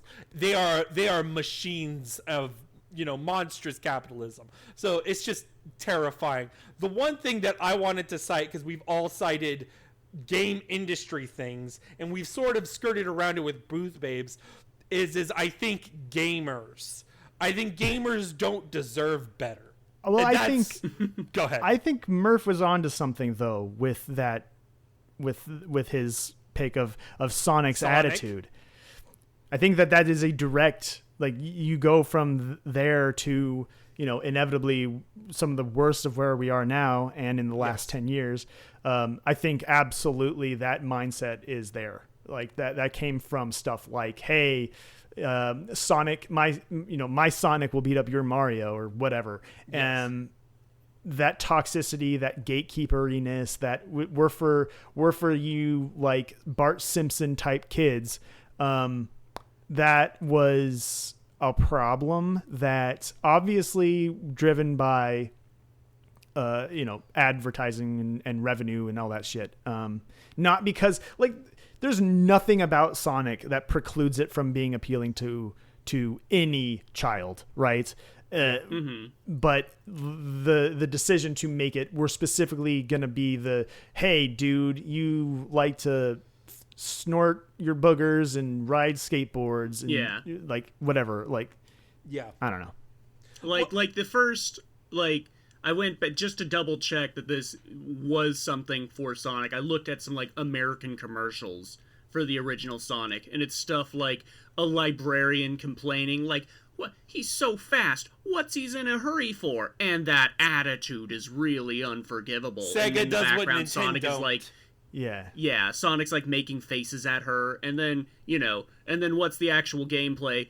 Sonic is an environmentalist defeating a machine empire and freeing all the cute animals. Well, and it's like, I mean, there are so many different examples of games like that. Like, Pokemon is, this kind of, it's wholesome. Like, under it, like, as much as you can dissect the strangeness of enslaving monsters and exactly, it's a wholesome thing. But the commercial I remember seeing first for it was them all being stuck on a bus and a malicious bus driver like compacting them into a Pokemon Blue cartridge. So like the vibe that, especially for West and North American players, that was sold was like, hey, subjugate these animals, where I'm sure that's not how it was sold in Japan. So, that's, a different discussion, I guess, of if that even existed over there. But yeah. This all reminds me of the metaphor here of, Donkey Kong, your Mario, the player character, vacuous role model or whatever that you could just pour yourself onto, and then your enemy is Donkey Kong. You climb up and you save the princess. Donkey Kong 3, the gamer, the Mario, has enslaved Donkey Kong. He has chained him up. Sure. And Donkey Kong Jr. has to save gaming. Although Donkey Kong Jr. is dead. Donkey Kong Jr. is never going to come back again. So well, yeah, you know what? This is a half-formed thought that has only just now occurred to me. But thinking about these commercials, they focus so much on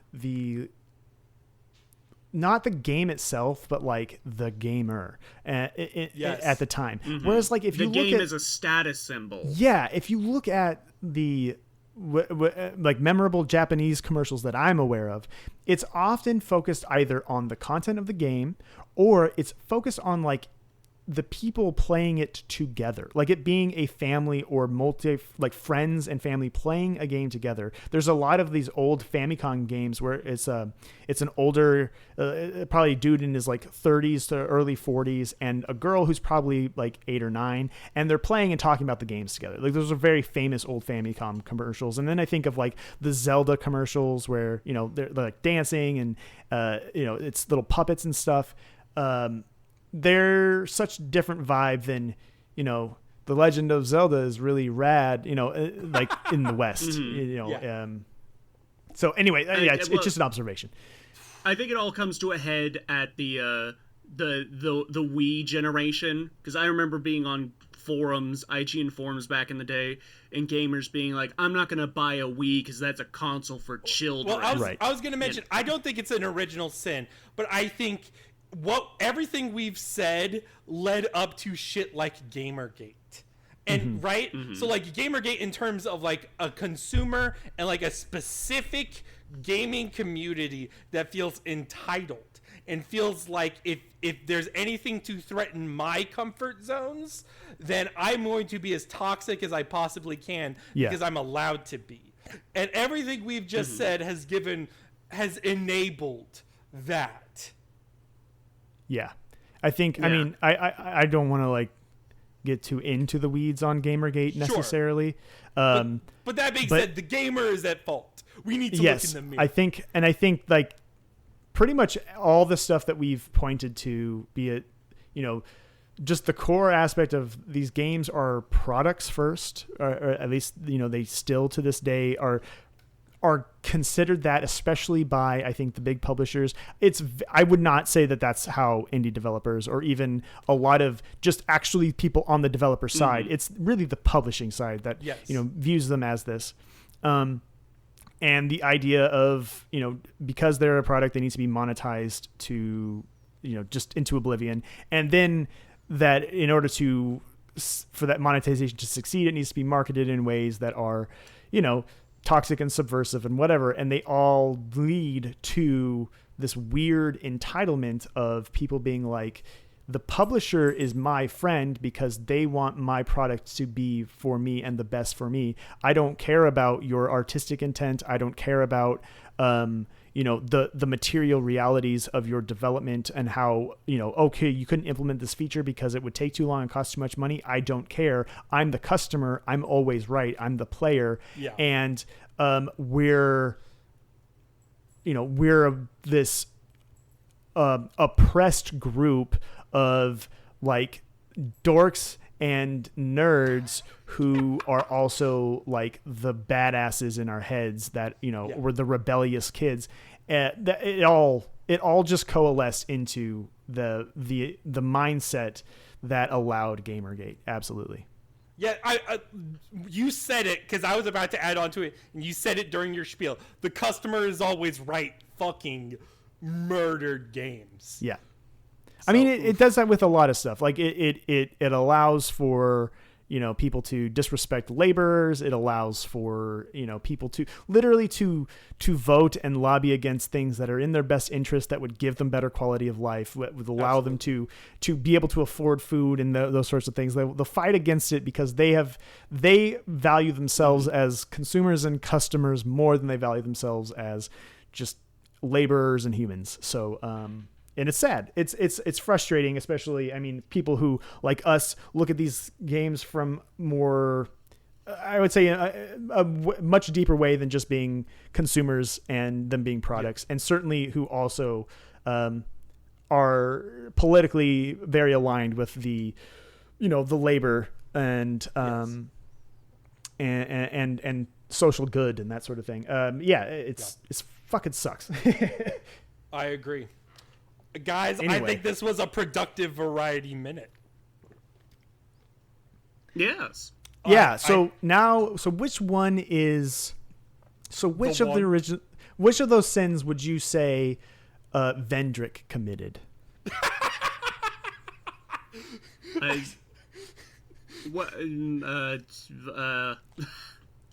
Capitalism? I feel like he thought he was. Did Vendrick have a Genesis? I didn't see it in his room. All right, it's time to talk about Dark Souls 2, everybody. Perhaps you've seen it. Maybe in a dream. A murky, forgotten land.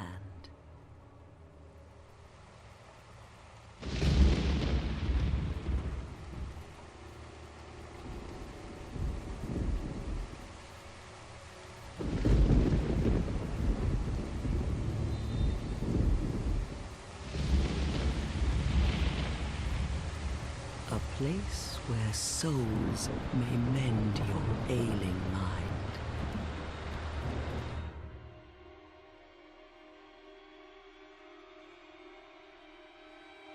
You will lose everything. Once branded. The symbol of the curse. An augur of darkness.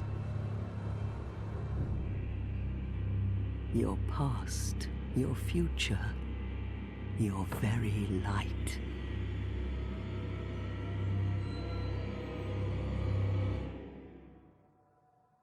None will have meaning, and you won't even care.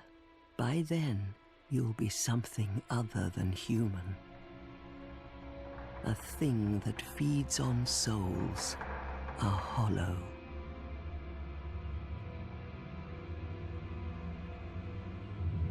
Long ago, in a walled-off land far to the north,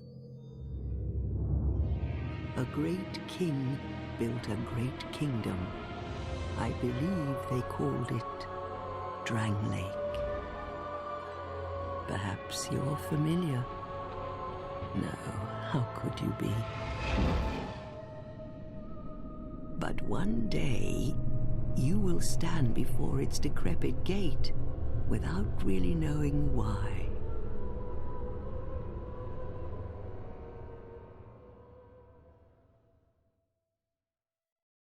All right, this week's game of the week is Dark Souls 2, Scholar of the First Sin.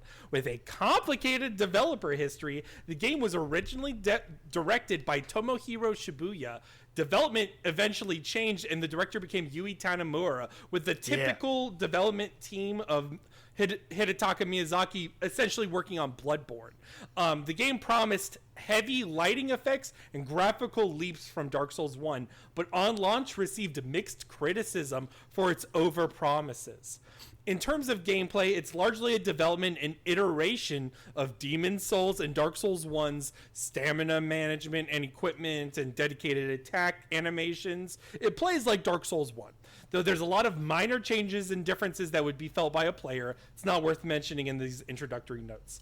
In terms of the story, you may be asking, I didn't play Dark Souls 1. Do I need to play that to understand Dark Souls 2? The answer is no. The game takes place so far in the future, almost nothing matters from Dark Souls 1. Who gives a fuck about Gwyn? Who gives a fuck about Artorias? You are a hollow traversing the ruined land of Drangleic on a quest to, I guess, not be hollow. Like Dark Souls 1, the fire is fading, though. And what that means sets the stage for the drama and consequences in the game. Gentlemen, what did we think of Dark Souls 2? the first time I played it, or most Should I go recently? first as the newbie? Yeah, you should go first. Go Murph. Okay. So this is my first time playing Dark Souls 2. I've played 1 and 3. I feel this is my favorite Dark Souls. Let's fucking go! Brr, brr, brr, brr, brr. Air horns. Okay, continue. And that comes from I really don't like Dark Souls 1, and I can't remember much of anything that happened in Dark Souls 3. So it's just a default kind of a... Yes. We take I those. think it's my third favorite from after Bloodborne and Elden Ring. Okay. Okay. I think that's totally reasonable. In my opinion, I think the best Souls game is Demon's Souls. I think my favorite is Dark Souls 2 for a lot of reasons we're going to get into. But I think I'm very similar to Brendan. My first time playing, if you go back to the old Twin Geek server, Murph, and you look at what I originally said about Dark Souls 2, I did not like the game. I was like, oh, you should play Dark Souls 1, play 3 hours of Dark Souls 2, and when you think the game is bad, skip it, and then play Dark Souls 3. That was my original take. But the more I put into this game, the more I like it. And the more I learn about From and design philosophies, the more I appreciate the game. So for me, it has to be my favorite. Mm-hmm. I think to me, the big step up from Dark Souls 1 is just in the framing and the presentation of the story. Mm-hmm. I've always said my biggest issue with Dark Souls 1 is that the world just feels empty and not alive and not in the way the developers intended. It feels like I'm walking on a model fighting action figures. It doesn't feel like there's a history here. Mm-hmm. Whereas switching that around to the framing of Dark Souls 2, where it has this gorgeous intro where it's like your guy was like in a battle and he got cursed with undeath and now he can't return to his normal life, and so he has entered this sort of strange limbo area of Drangleic, and he has to go on a quest to cure himself of this affliction. That, to me, is a much better framing, because when you encounter, like, other NPCs about, it all has, like, this dreamlike quality that you are all souls, yes, like, lost in this space between spaces, trying to overcome your respective curses. Yes. You know? Absolutely. I enjoy the much harder fantasy aspect of it. Like, you know, I know this is a famous one, but when you go from the you take the elevator out of the windmill and you step into an active volcano that wasn't there, that's cool. Yeah. Like, I don't know why people hate that. That's cool because it shows that these realities are just layered on top of each other. Everything, you know, is sort of collapsing inward because this is a place where things go to die. Yeah. And like for me, I think there's a good gameplay example regarding the story of I got so much to say on this game, and we haven't even let Brendan talk yet. This is going to be a long podcast. I talked enough. I've talked enough. We'll get to me in a second. We'll talk about Final Fantasy VII again in a little bit. No, but like for instance, you take the intro. Let's take the intro first. So the intro in Dark Souls 1 and Dark Souls 3 are about setting up gameplay functions. They tell you about the bosses, and they tell you the essential things you need to know about the game. They tell you what the fire is and who the bosses are, and they sort of in a mythological way frame the mythology of the game. And by the end of Dark Souls 1, you have completed the last facet of mythology, in that humans are now the people that link the fire, and everything else is just a fragment of that. Dark Souls 2 cannot be framed in a mythological sense. Instead, it focuses on the personal, and it carries the themes over of Dark Souls 1, and is able to more so focus on a micro level what that means for people, and is also able to put that mythology in a historical context. A great example would be the fact that there are no gods of the original Dark Souls. In the original Dark Souls, they had names like Gwyn and whatever, or Nito, and although you can see remnants of those, like Agdane served Nito very clearly, they all have different names. If you look at the engraved rings, all the gods that we worship now are different, but perhaps they are the same and go by different names, and a much more similar to like Rome to Greek sense. So in those ways, I feel the game is so fleshed out and thematically rich Does that make sense? Mm-hmm. Brendan, what Now did Brendan you says something. Okay, so it's funny because there were so many different like threads they all already touched on that I would really like to like expound on, but I'll just go back to the original, like, you know, what was my experience with this game. So Sure. the first time I played it, I definitely was in the camp of thinking like it's good, but eventually I decided it just wasn't. I didn't like it, or I certainly didn't like it as much as the original Dark Souls. And Scholar of the First Sin, I played that a bit, but like I dropped it immediately because I didn't find any like really meaningful changes to it. I mean, we're talking like I barely even got out of Majula because I was like, it's just this again, but they gave me like 10 times more enemies in the intro. I'm not interested in doing all this again. Yes. And so it was post Elden Ring that I felt this desire to go back to. Actually, really, it was post playing through all the Dark Souls, or I'm sorry, the Kingsfield games, and hearing and finding out about Yui Tanimura and his place in that legacy as much as the Dark Souls one, and hearing people say like, hey, yeah, Dark Souls 2 is really kind of Kingsfield 5 in some ways. Yes. And so, you know, in the back of my head, I've had all these thoughts, and then, you know, people being like, Elden Ring is Dark Souls 2 too. And this thing, kind of thing like, okay, maybe I should go back to this game. And so I tried multiple times last year and kept getting tripped up at the beginning of that game. And it's funny, Murph, you said that, you know, Dark Souls 1 feels like you're just playing with action figures on this kind of this world that felt empty. That is how I still feel about the first third of Dark Souls 2. I think Dark Souls 2's beginning is not great. It tests my patience in ways that neither Kingsfield or other Dark Souls or Bloodborne or Elden Ring do. And I really struggled with it. But past that, once I got past that, I was messaging Bro a lot when I was playing this back in just December of 2023. There was a hard switch for me going, I don't know how I feel, to being like, okay, no, this game rules. I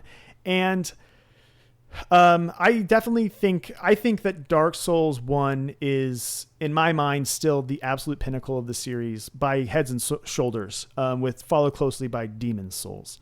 I would say that Dark Souls 2, though, all of those games occupy they do different things, with the exception of Dark Souls 3, which I think is utterly superfluous.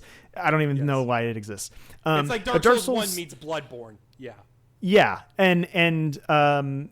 but with neither of their positives in a lot of ways. Yes. And in my opinion, I'm sure a lot of people out there love the combat and think it's like the best of the series. I don't.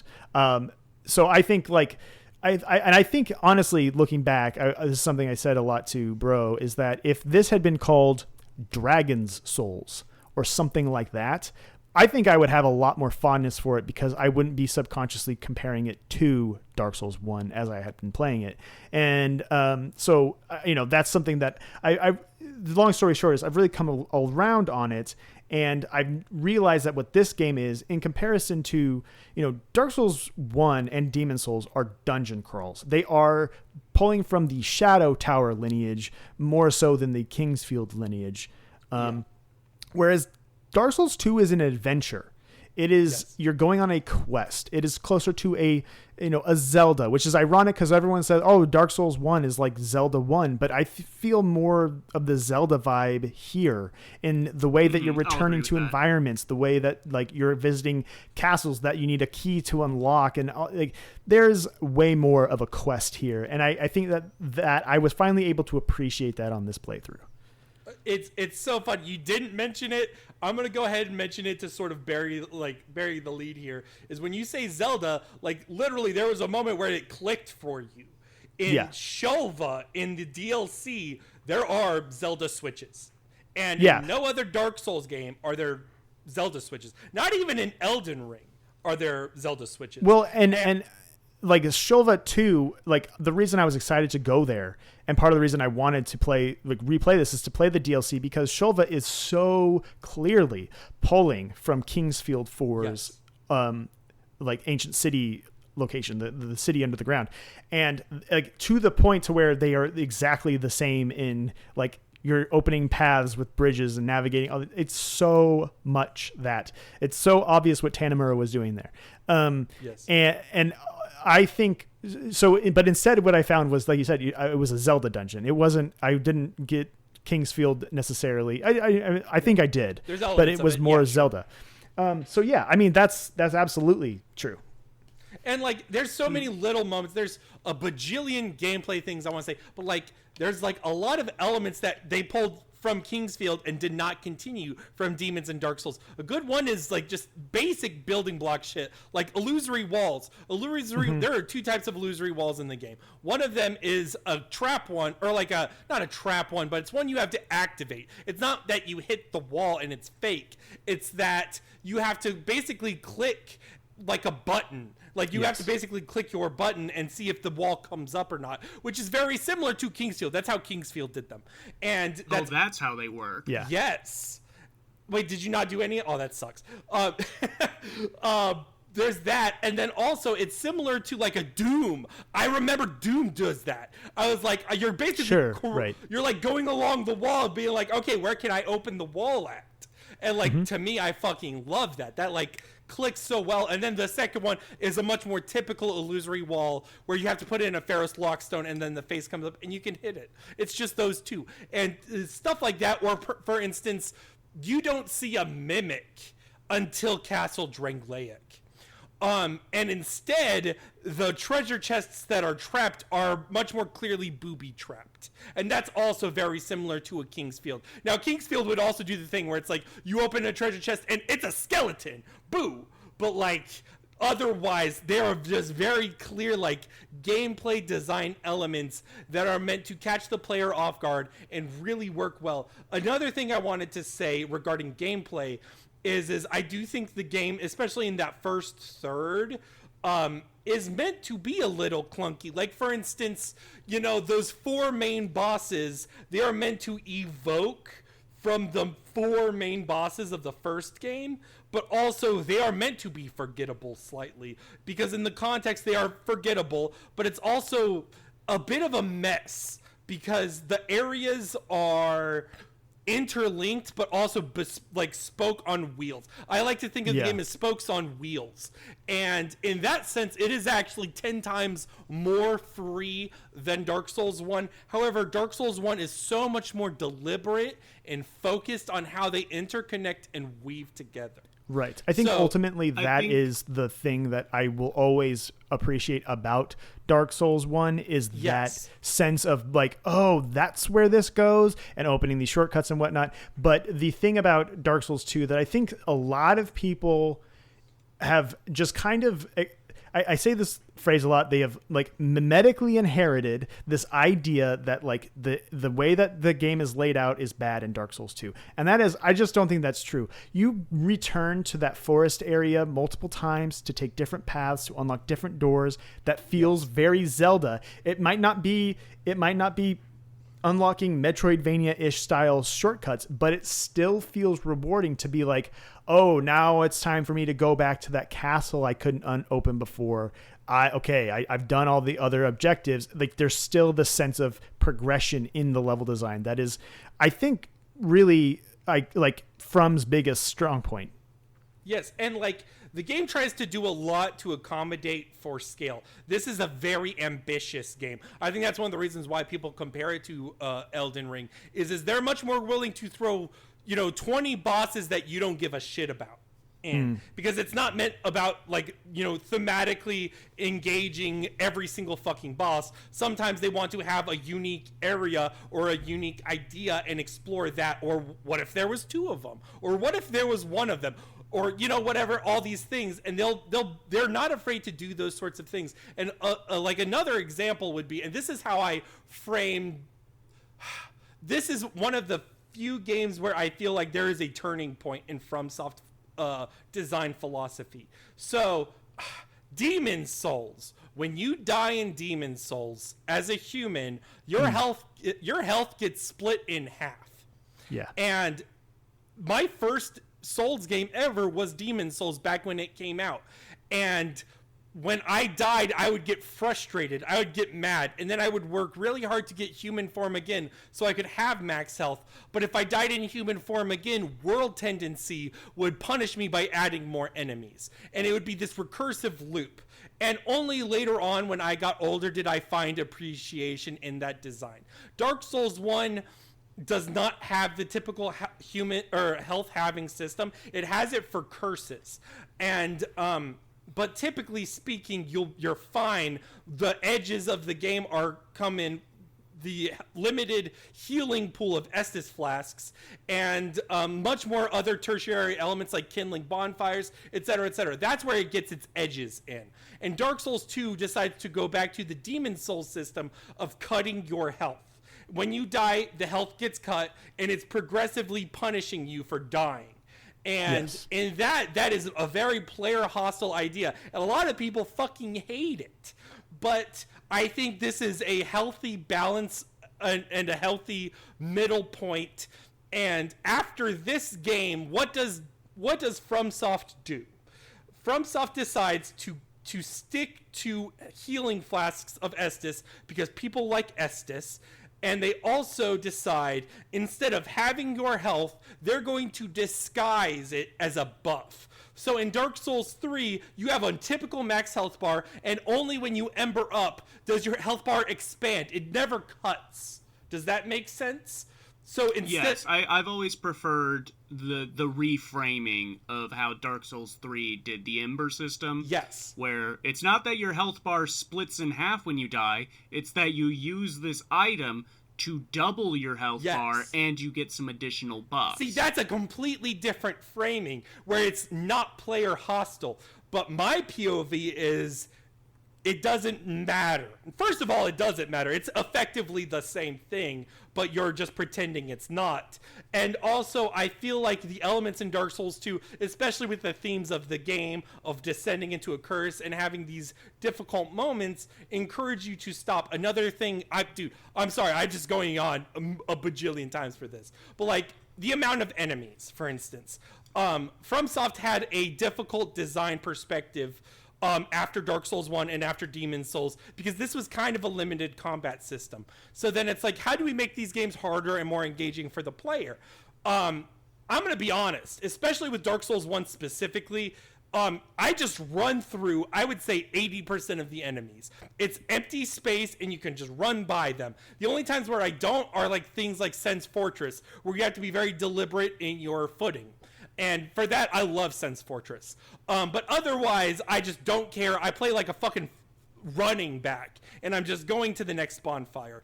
Dark Souls 2 had an answer for that, which was having a bunch of fucking enemies. And for a lot of people, that was player hostile, because for a lot of people, it felt like the one-on-one Zelda 2-esque, like, oh, there's a sword play, there's a bit of a dance, that goes away, and instead you have to focus on crowd control. And after the backlash of this game, they instead go for the Bloodborne route of aggressive enemies, very fast, heavy aggro, etc., and that you see into Elden Ring.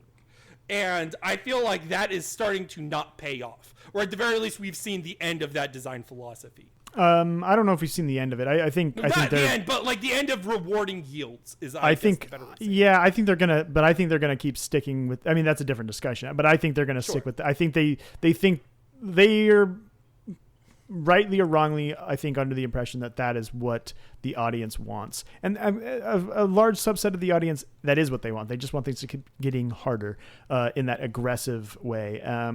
I mean, honestly, I still feel that I think Dark Souls 2, if it was going to go for Dark Souls 2's biggest issue here is that it still designs its enemies for one-on-one combat, but throws 5 of them at you. And so I think if it was going to, it would be more successful if the enemies were, their attack patterns, their hitboxes and everything, their shapes were designed for better crowd control, because let me tell you, when you got like 3 of those like undead like knight dudes who are overlapped on top of each other, and you can't tell like how many are swinging their sword at you at the same time, it's frustrating, and not in like a way of like I don't know how to beat this, but in a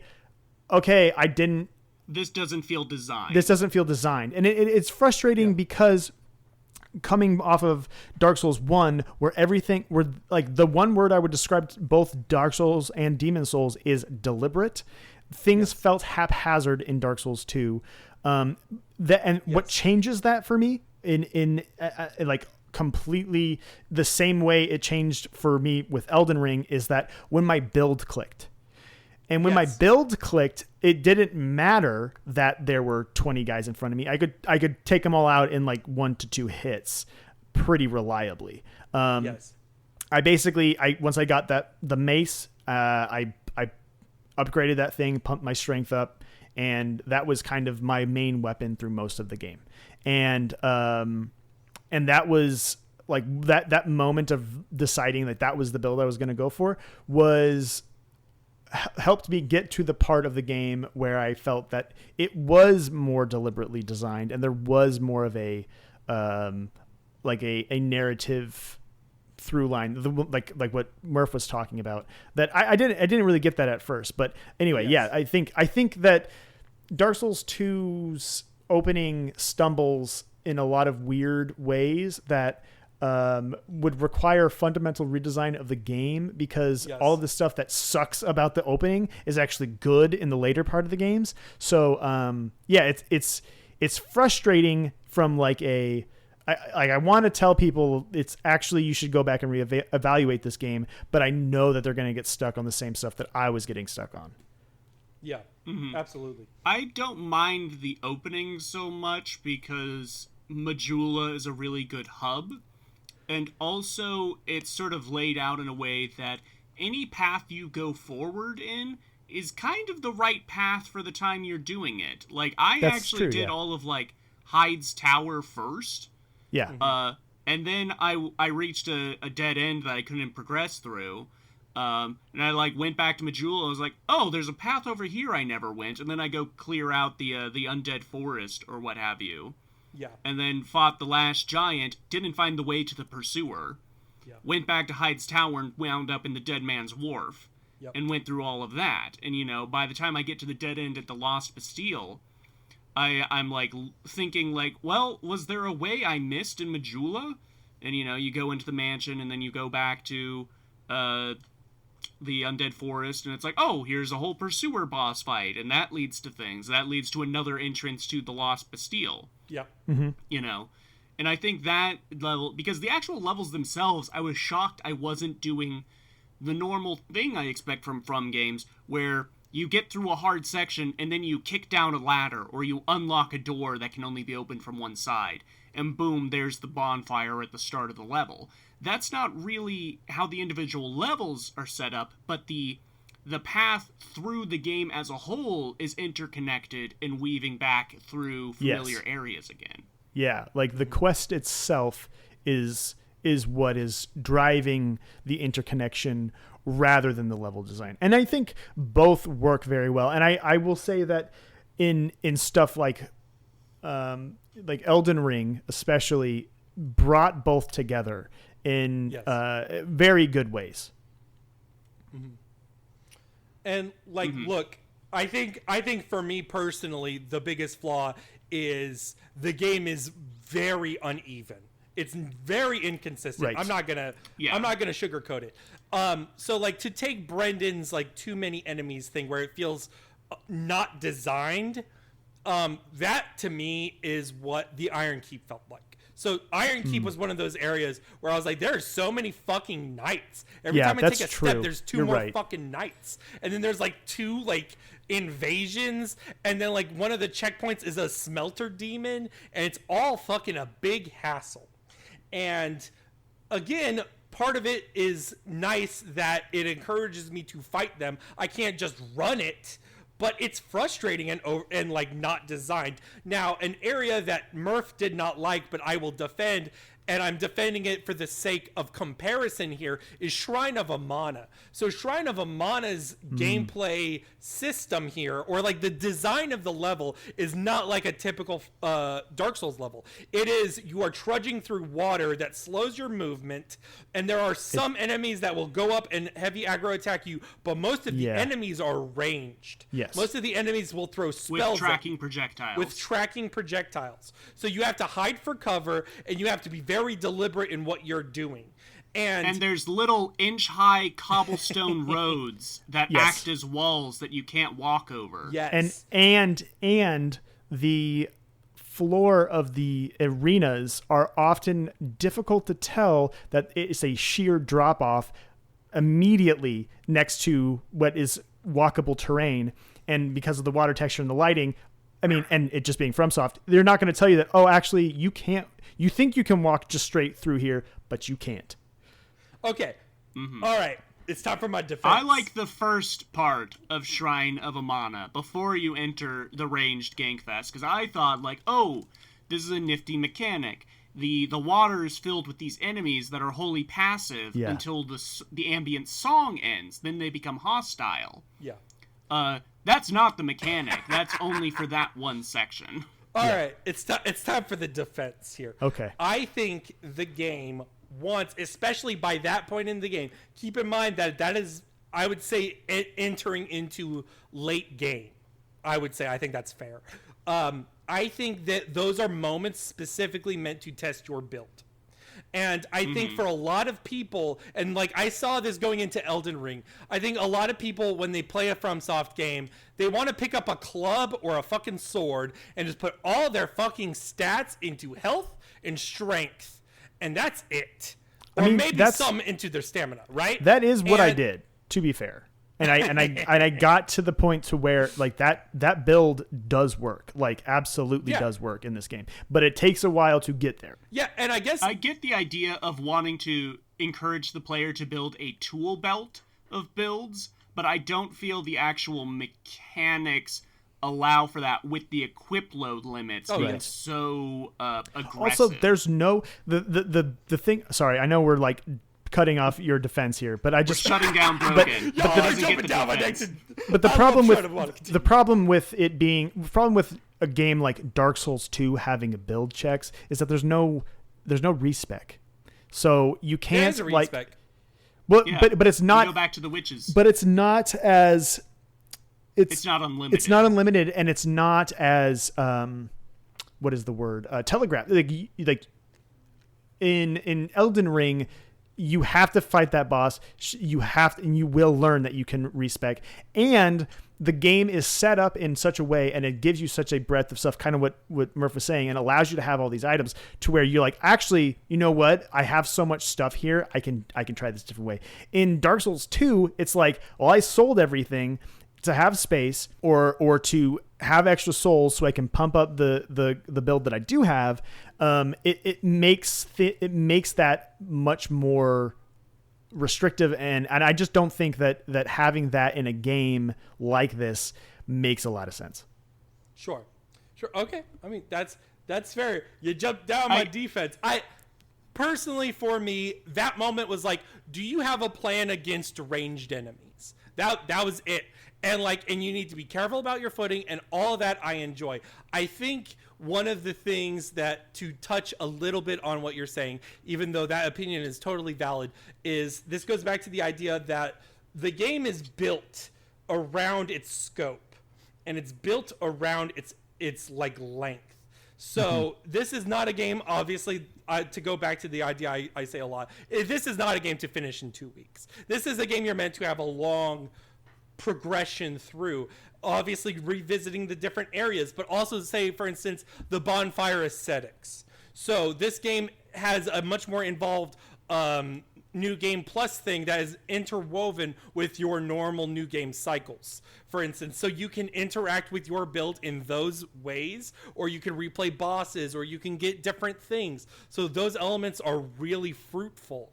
And the game also is the only FromSoft game, I guess, other than like a Bloodborne or Sekiro, that has fundamentally different leveling trajectories. So let's touch on ADP just really quickly. Okay. Elden Ring, its basic leveling trajectory is pretty much the same as all the other games. However, there is a point in time where you need to invest like 50 into health, or else you're toast. Okay. Like health becomes like the main stat that you need to put time into. Because of its length. Because of its length, you're going to get a lot of level ups and you're going to get a lot of runes. And if you just dump them wherever, you just have a solved build. So the game needs to punish you, and the game needs to demand you put something into a stat that you may not necessarily want to put into. So health was the answer there. In this original game, ADP was the answer. It does not communicate what ADP does. And for the listeners at home, ADP essentially speeds up some of your animations, and it also adds iframes to your roll, Yes. which are things that lead a lot of players to be frustrated when they pick up the game. They play the game and they roll and they go, why am I not rolling like Dark Souls 1? And why is my Estus so fucked? And the answer is ADP. And like the game gives you a bajillion levels. It gives you so many souls and it gives you so many level ups that if you just put it into strength and into health, like you will hit brick walls sometimes. And so things like ADP are meant to alleviate that. However, I feel like it was not communicated properly, and especially in the uneven level design, you hit brick walls that are not necessarily productive. Like Sure. As you said, where it's like, because of how under-designed it is at points, those brick walls don't seem like I can do this instead. They rather seem like I should just give up on this game entirely. Fuck it. Yeah. So actually, I'm curious to see how Murph feels about that. Like how because he has the most recent playthrough. And so did that kind of compart to your experience with the leveling and build system? Because it's slightly different from mine, but I want to hear yours. So, because Bro told me up front, put points into ADP because that is your iframes, I put points into ADP. And, I like that concept. I feel like I haven't seen that in a game before, that there's a specific stat you level to increase the speed of your healing and to give you more iframes. And I like being obligated to put points into that, rather than putting it into my main damaging stat and moving forward. That's how I played Dark Souls 1, Sure. And I think it's not to get H-Bomber guy on here, but the type of build you're going can up the enjoyment and memorability of the game for you. When I played Dark Souls 1, I used a winged spear and the grass shield until I found a +7 silver sword. Gotcha. And I used that for the rest of the game, because that killed things, and I wanted to get the game over with. Whereas in Dark Souls 3, I may not remember a lot about that, but I remember the build I had, which was like pyromancy and using Vort's hammer, and then later Yorm's sword, whatever is called, and like one-handing that, and that was a fun-ass build. I remember having so much fun getting into engagements and thinking how I was going to use pyromancy and my big fuck-off hammer to wipe out enemies. In this game, I did twin blades, which, are visually fun, but I don't think, by the end of the game, I was kind of bored with it, Right.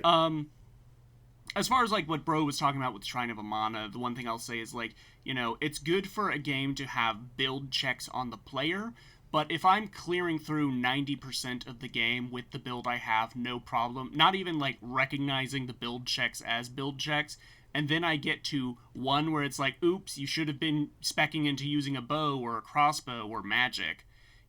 I'm not really going to recognize that as a build check. I'm just going to recognize it as a weird difficulty spike.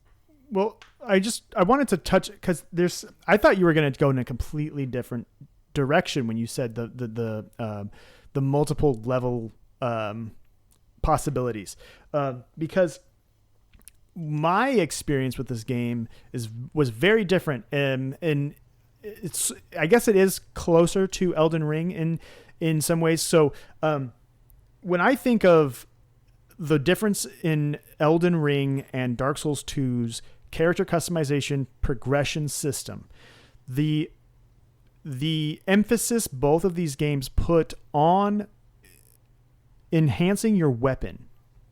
Yes. It outshines what I can recall, certainly, of the previous games and most games that came after, with maybe the exception of Bloodborne, where like so much of your rune assessment and that sort of thing, really you're stuck with like basically 1 to 3 weapons in that game for a reason, and you're like you're really honing in on those weapons.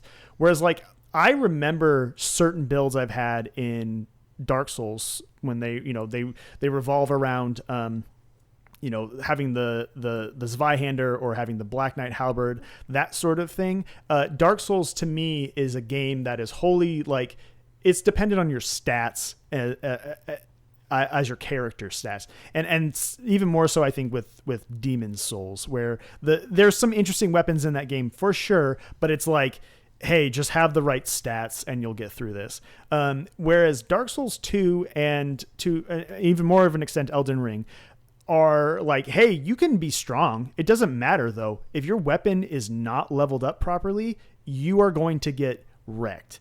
And that was what clicked for me. Like I leveled up a fair amount, but once I realized that I was getting higher yields in investing in my weapon, like leveling him up at the blacksmith or leveling it up at the blacksmith and farming for shards and whatever that I needed to increase its scaling with strength or whatever. Once I did that, I would not level until I had maxed out whatever current upgrades I could do on my mace or whatever weapon I had at the time, and then I would go level up, because that was where for me the build clicked, was like, oh, my weapon is almost more important than my stats in some ways, and I think that's 100% true in Elden Ring, is like, oh yeah, that is where you should be spending all your time. And I would say Dark Souls 2 splits the difference,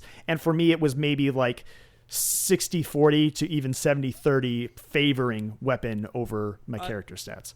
There's a lot to say here. First of all, I'm going to say my experience.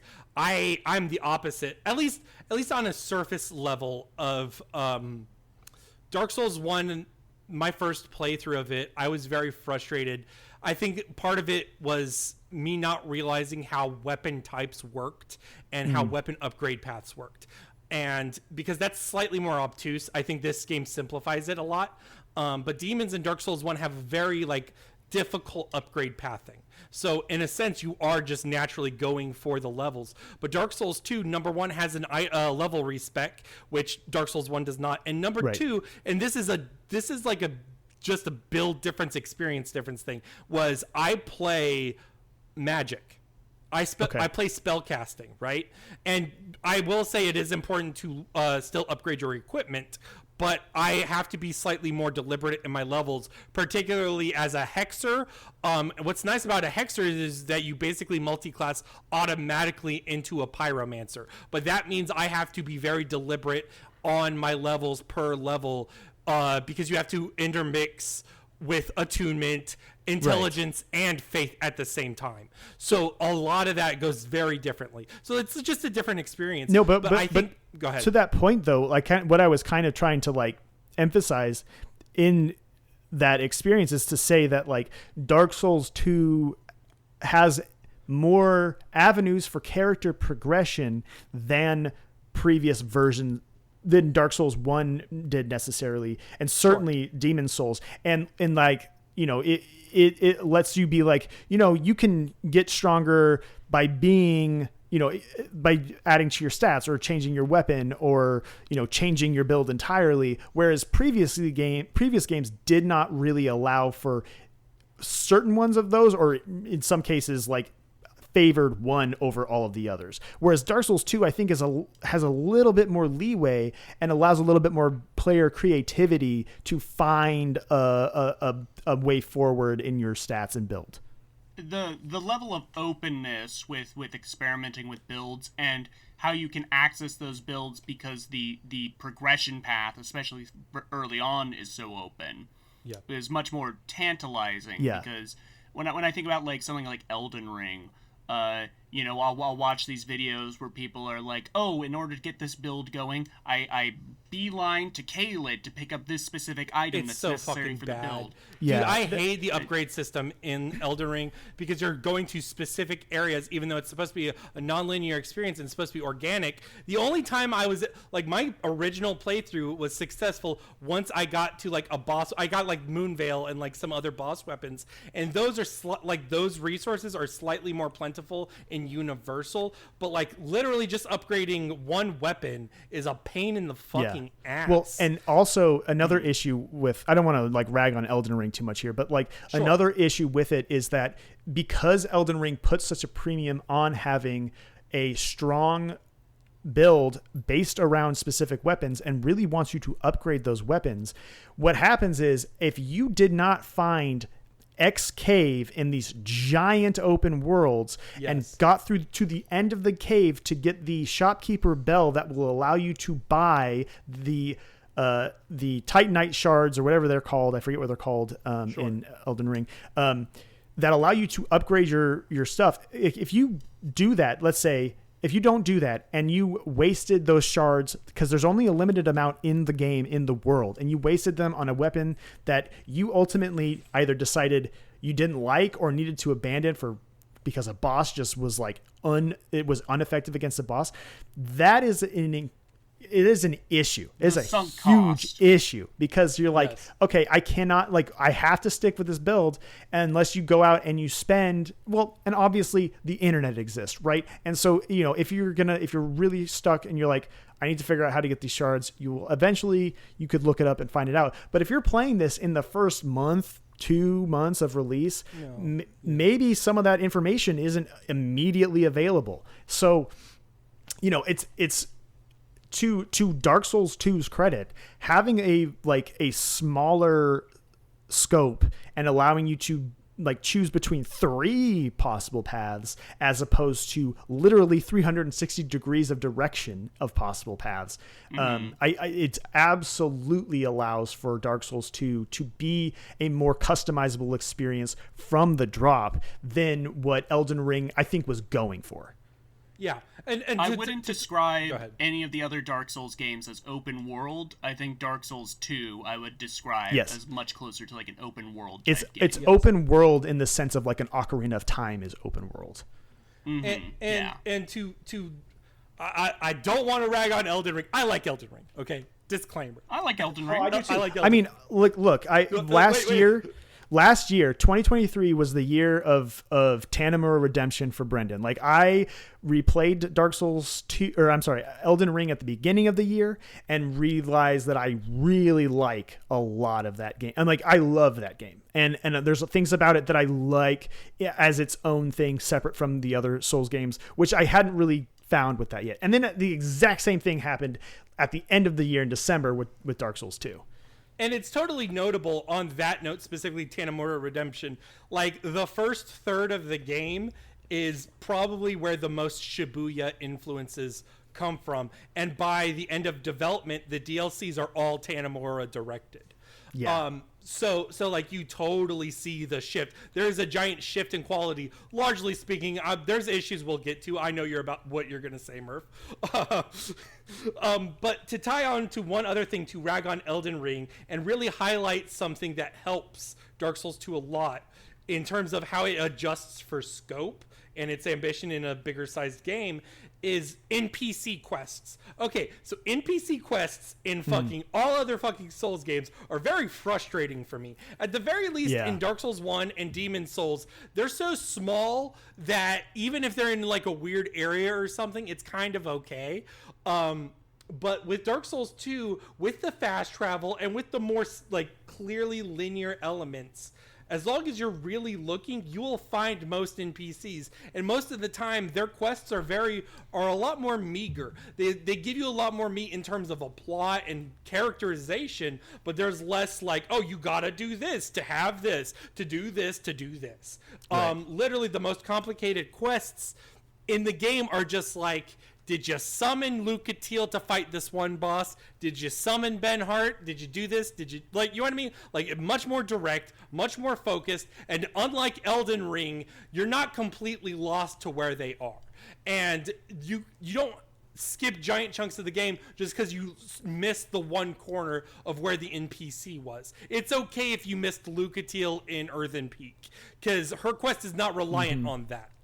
So, like, in terms of those, it's so much smart about how it does things. But from a Dark Souls 1 perspective, there's less interpersonal dynamics and there's less development over a period of time. Like, once you see Chloanne, the mineral trader, she's pretty much it. That's all she does. She'll go to Majula eventually. And in that, I can see how it's lacking. But I think it was also to accommodate for Dark Souls 2's space. I like building up Majula with different vendors. Yeah. I'll say that. Yeah. I like Lucatiel. Yeah, Lucatiel's great.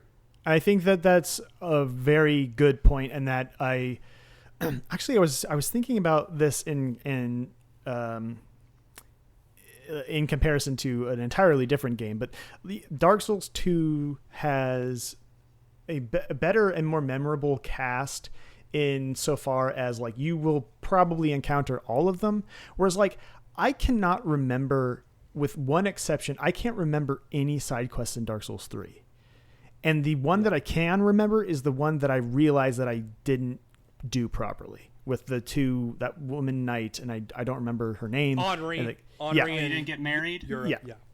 So that to me is like, that's why I remember Dark Souls 3's NPCs. And like Dark Souls 1 and Bloodborne and stuff, they all have, there's a lot of good side quests there, but in Dark Souls 2 presents them as if they are side quests without, you don't get the map markers and the journal entries and objectives in your inventory or something like that, like you do. And I mean, even to an extent, Elden Ring does that, but it presents them as if it is a side quest, and they weave into the main quest in ways that feel like, again, like a Zelda or something like that, where I forget the dwarf's name who has the great sword, and he's like, hey, there's this really creepy statue up there, and that's Ben Hart. I know. So I yeah, know right, yeah, and so his that whole interaction with him, and then eventually you save the woman who is this petrified statue, and like how you progress with her it's very short, but it's like, there's something tangible there to that interaction that sometimes, as much as I love it, like Dark Souls is like, I don't know who I just talked to, why they gave me this thing, or what they asked me to do. And then you'll find out, like, 5 hours later, you run into him again, and you're like, I guess I'll say yes to whatever you're asking me. I don't understand what's happening here. Whereas like Dark Souls 2 is like, do you want me to build a ladder so that you can get down to this next dungeon? And you're like, actually, yeah, that's a really good idea. Let me gush about the NPCs real quick. This is the time. Number one, Laddersmith Gilligan. I love it. This is like the best way from. It's like the fucking World of Goo guy that makes the signs. Is if you have like a diegetic, like, oh, let me explain the guy that makes the ladders. There's a billion fucking ladders in Dark Souls. Are there laddersmiths? Yes, there is a laddersmith, and he is very characterized. He's a little shady and shitty, and if you talk to other people, that's where you start to see the interpersonal dynamics. Leningrass goes, oh dude, I'm from the same hometown as him, that dude's a fucking fraud. Or you talk to Navlan in Aldia's mansion, and it's like, you should kill that guy, he's a fucking cheapskate, fucking murder him and give me the ladder trinket. So like, I just love elements like that where they sort of feed into each other. Or Peyton Creighton, I love Peyton Creighton because they hate each other, and it pays off so well. I love them. For me, it goes a long way towards my issue with Dark Souls 1, which is that the game felt sterile, where here in the levels, you may encounter like 2 to 3 NPCs in any given level, and they're going to be NPCs you've met before. And because it has that framing of Drang Lake being this sort of purgatory where people not quite dead wander around looking for a way back to life, I don't feel like I'm missing things when someone suddenly like vanishes from the storyline, or they wind up dead or in a horrible circumstance, because it's just like, okay, well, shit, they did it, they failed their quest, I'm still on mine, You know, they don't feel like side quests. They just feel like chance encounters. Yeah, like parallel existences. So more so, yeah. They're on their own Dark Souls 2 quest. They could have been the main character, but I'm the main character of this quest. Quite literally. I mean, I think that folds so much into like the story of the game. I don't want to go super deep into the lore, but it plays out like, you know how when you guys first play Dark Souls 1 and then you link the fire and it's like, oh, I guess New Game is just like a retelling of that, and like, oh, there's like a multiverse of all the other players doing it when the bell rings and all that. I feel like those themes are so expanded into like from subtext to text of Dark Souls 2, and for that, like, I just really like how it does that. To go into another thing, the repeated theme of like failed kingdoms and failed kings, especially in the DLC, I think amplifies this a lot. Also, very Kingsfield. Go ahead. Yes, you're being like told like, oh, you know, like I don't think this is a rug pull, but I remember it as a rug pull when the Emerald Herald is like, no, the end result of this is you're going to be king. You're not going to go back to the life you've been fighting for. You're going to be king of this land. Yeah. And like, this is sitting there like rubbing my neck, like, do I fucking want to be king? Well, this doesn't seem like a good place. I mean, and it's also very explicit from the drop of like what your ultimate choice will entail, right? Whereas like in Dark Souls, you're like, Framps I guess does the same thing. Framps will say like, oh, you're gonna be just like Lord Gwyn. You're gonna do what Lord Gwyn does. But like, only at the end do you realize, oh wait, I might be dead.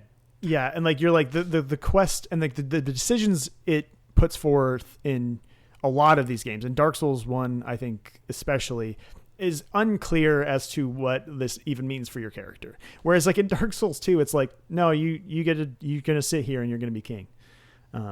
Yeah, and the alternate ending is that you walk away Right. and go to find another way to cure your curse. Yeah. And I think that's a much more satisfying framing because it's personal to the character. Yes. Yeah, it's not about light or dark. That's what being a king is. When you sit on, for the people that, when you sit on the throne of one and you quote unquote be king or whatever, you're deciding the two endings of Dark Souls 1, right?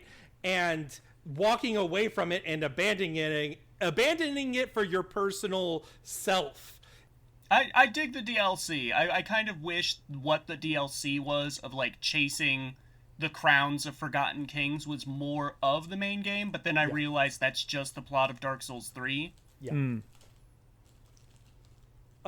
Let's talk about areas real quick. I love certain areas. Obviously, all the DLCs, and I think the DLCs not only reflect the Tanamura stuff, but also showcase some of the very unique spectacles of bosses, and like the Ivory King is so fucking cool.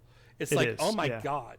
It's like getting like a troop, and you're like putting like, that's one where the story builds up of like, oh, he sacrificed himself to the flames, and you got like, it all pays off super well. And also the Ilium Lois DLC is like the only fucking time in all three fucking games where an NPC invader will do human player things. So there are two NPC invaders in Ilium Lois. One of them chameleons as a barrel, and one of them pretends to be a friendly co-op spirit, but backstabs you during an that guy's a shithead. Yeah, he's a yeah, dude, he's great. Because he runs away. Yeah, he does.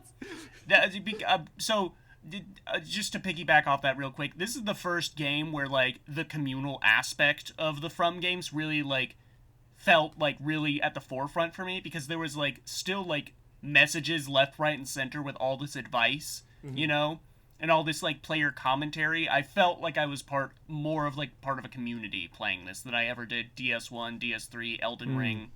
Yeah. Bloodborne I played offline because I didn't have a PSN subscription, but I also never got the summoning to work on Bloodborne ever.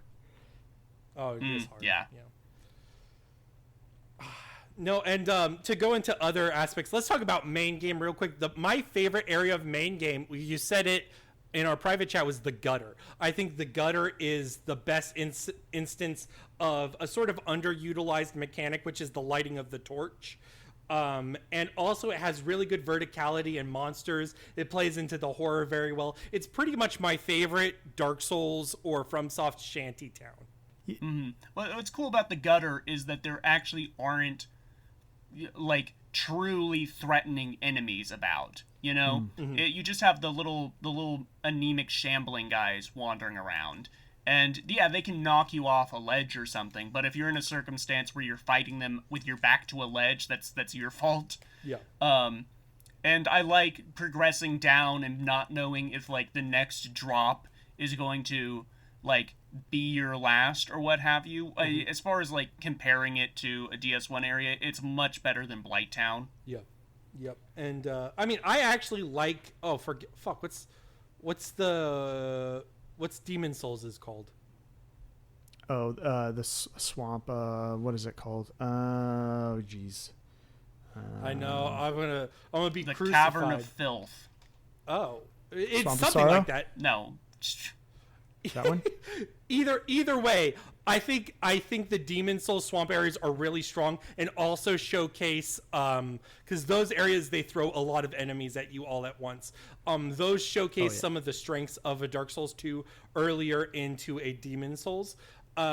But for me, the gutter pound for pound is like, oh, this is like so cool, especially how he utilizes the lighting and the pathing is just interesting. Jumping on rooftops and going through it, yeah, I think it's more effective than like even a Blighttown.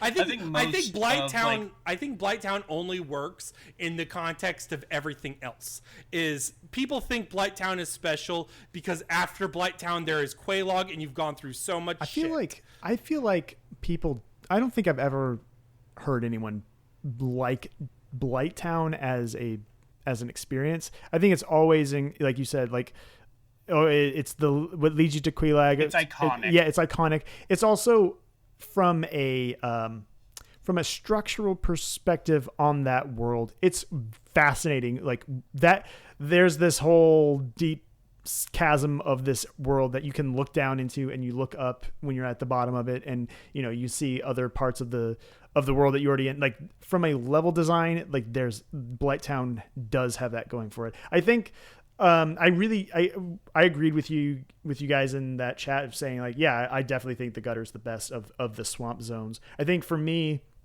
the zones that really stood out in my mind were I think is it Castle Drangleic, like when at the very end I think the set piece of that zone, especially when you're walking up the steps, is awesome. I love pretty much all of the forest. There's a lot, you spend a lot of time in there. It opens up and folds back on itself in interesting ways that make it feel much bigger than the actual level is, in a good way. And I think another standout zone for me aesthetically is actually there's two, and it's for very similar reasons. The Doors of the Pharos doors area where the dwarf city. Yes, I think that is a very cool zone, and just from a dungeon design, it's very interesting. You can kind of loses some of its impact depending on how and when you encounter it. Actually the same kind of sometimes goes for the gutter. But the other thing too, I don't remember the name of it, but there's that zone. I believe it might be after the Huntsman's Copse, where I might be wrong on that. But anyway, it's where you go to fight the spider. Oh, dude, that's so cool. It's like right. Yeah. I know exactly what you mean. It's like there's like a battlefield that starts the zone, and then it turns into like this mausoleum area with like these giant like spiky structures everywhere. I don't remember if it's like crystals or rocks or what it is. I think that leads into Seldora. Seldora is like the spider boss. I think it leads into that whole area is very cool, and that's part of why I think one thing I do really want to say about this game, and that I think really ties it to Elden Ring just aesthetically, is so much of it takes place outside. Whereas a lot of color. And I don't mean outside as in like you're on the rooftop of a crumbling, undead chapel. I mean, you are outside in the woods, in fields, and mountains and that sort of thing. That's what really sells that feeling that you're on a quest in a kingdom rather than like Lordran just seems like, okay, is it a kingdom or are we just in a city? And it's a giant mega dungeon, right? Whereas this does not feel like a dungeon in that way. It feels much more like a landscape. I think they do such a good job in theming. Like a good example for me for how I feel about some of the game and why I understand some people's faults with it is you said Castle Drangleic. Like it's stormy, it's a dark castle, it's like an obelisk castle. You see a ghost NPC, super cool. And then the boss of the area is the Looking Glass Knight. And like you go into the room and it's like fucking like it's raining, it's like pouring harder than it's ever been. And he's like super shiny, looks completely different than any fucking enemy you've ever seen in Dark Souls. And you're like, oh my god, this is so cool. But the boss is like, and this, we're gonna get into the bosses. It's time, y'all. The boss is okay. And you know, I think it does so well in aesthetic framing and theming and even some cool ideas like the Looking Glass Knight summons other players as a sort of like a thing like similar to the old monk or Half-Light in Dark Souls 3.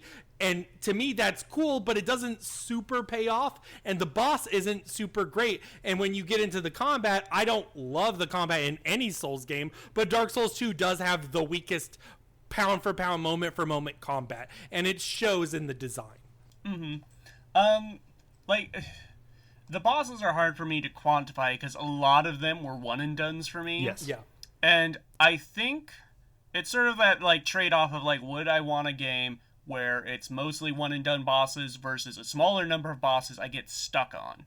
And I think I would prefer the one and done bosses because those feel much more like a narrative spectacle. Yeah. Like, the biggest roadblock for me in this game was the Lost Sinner, and that's not a fun boss to be stuck on, because a lot of the deaths came from the jank hitboxes, where he stabs the adjacent air and I die.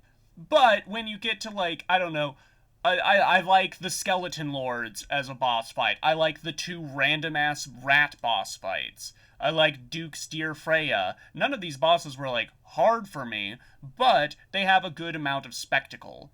And they have a sort of puzzly element to them, and I think those were much more satisfying to surmount. Like going back to Dark Souls 3, the bosses I remember from that are the really spectacle gimmicky bosses, like the Dukes of the Deep and High Lord Volnir. Those aren't hard bosses, but they're nifty, you know. Hello, this is Brogan from the future, and I am essentially re-recording this particular moment to because there were just some mic issues on my end. Basically, I talked about boss runbacks and I talked about boss arenas. I gave examples such as the Capra Demon, Scorpionus Najka, and plenty of others, or the Lost Sinner, in which you have to light the torches to maintain your lock-on. A lot of these areas consider boss runback and consider the boss arenas as part of their essential design. So, because I include into the boss count the numerous invaders you get throughout the game. Like, you have... Okay. And it's just... I feel like there's one too many, that... Because you have the Pursuer, you have the Forlorn, you have, I don't know, Michael of the Forest with his bow or whatever. You know, I think it's weird to have one enemy who is titled the Pursuer, and that sort of have this Nemesis-style, like, relationship build up with him. And I think he's cool. I think it's neat that you'll, like, enter an area that seems to be a dead end, get a chest, turn around, oops, the Pursuer has spawned behind me with, like, no big tell or anything. But it's also weird to have that in a game where you'll be walking down a path, your controller will vibrate, and it's like, oh, the Forlorn has appeared. And it's like, well, who the fuck is the Forlorn? I have the Pursuer, you know? Okay, I can actually answer this. In terms of gameplay, and I'm going to only briefly touch on lore. So the Pursuer is just a giant cursed knight. He's so cursed that his job is to kill other undead. And I think there's multiple of them for many reasons. But in terms of a gameplay focus, I think it's meant to start with the Pursuer, and you feel these recurring segments of the Pursuer coming and attacking you. And around, I would say after I don't know how many hours, but you'd still be deep into the 4 original bosses in the first like third of the game. The Pursuer goes away. And the Pursuer does come back in New Game Plus, but I think much more in the context of just the curse and what curses mean, et cetera, et cetera. And the Forlorn becomes much more of a clear thing. And also, to be clear, the Forlorn is a new addition to Scholar of the First Sin, the game. I think I just would have Dark Souls 2 Vanilla... I just would have liked a final battle with the Pursuer. Like, I thought he was like going to intercept me on the path to the Throne of Want, and that would be like a surprise boss fight.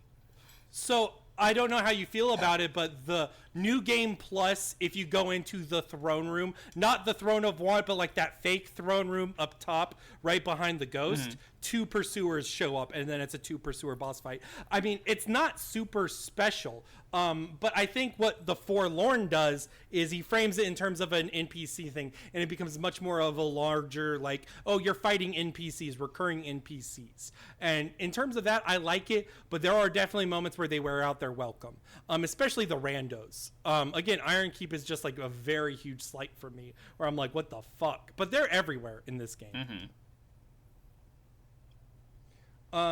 There's still quite a bit, I guess I want to say. Do you guys have anything else to say real quick? I like life gems. I think that's a good compromise. I agree.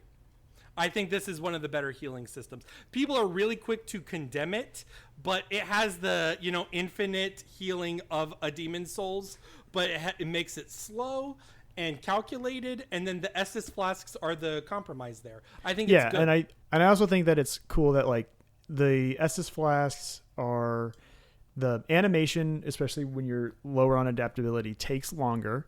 So the question is, do I have enough time to pop an Estus flask to get the big heal really fast, or should I just do the life gem real quick and risk the slower heal?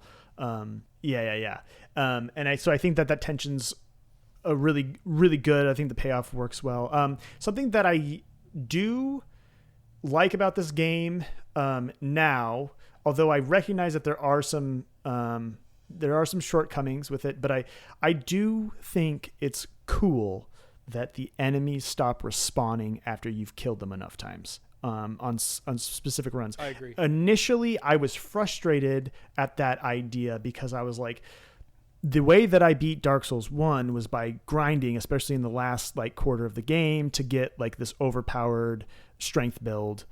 But in Dark Souls 2, not being able to do that, I thought that was wrong. And it never actually occurred to me until later on. And like, this was before I even replayed it last year, that, by removing them because you've killed them enough times, it actually allows for the world to be easier to explore after. And it makes it, I don't want to say easier, but it's a different way of allowing you progression and rewarding your repeated attempts in a way that isn't just, hey, yeah, okay, here's a bunch of levels that you ground up. It's actually, there's a tangible change to the universe. And also on top of that, the compromise, of course, is that they let you like power up the enemies in in the zone optionally to make them harder, and allows you to grind more or whatever. So it's kind of like, it's like this optional level scaling in that way of like, hey, go back. I can't grind at the Giant's Forest anymore because it's just not enough souls. Or actually, you know what? If I pop this bonfire aesthetic, and now they're all harder, it's once again, it's a challenge, or at least more challenging, and I'm getting more of a reward for doing this. So I think like ultimately it is the right way to do things now, especially in a game that's contained and almost dungeon crawler like as Dark Souls 2, being like, okay, you can make your way through the dungeon a little bit easier, or you can grind up if just again, the customizability and the giving you a little bit more control over the experience was a really smart design choice. Yeah, it's so funny that it balances both difficulty and the people who grind and farm. It is able to consider both of those in the single player and the PvP aspect. To where you can't just grind your Covenant rewards. Right. So to me, that's just such a great example of how considered, at the very least, certain player elements are. Again, this goes back to the failures of maybe the area design, but I don't know. I think it all works out. I think the other thing I wanted to cite, and I said this in my gonna plug a review real quick. I said this in my Blasphemous 2 review to make it back to the level design and area thing real quick for progression. I like open beginnings and I like focused ends. And I think Dark Souls 2 does that. And that may be one of the reasons why Brendan responded much more better to the latter half, because the latter half is better. It's more focused, it is more designed, and it functions so much better, but it also does it does a much better payoff, because in the first third of the game, you're meant to be a little aimless. You're meant to not know what's going on.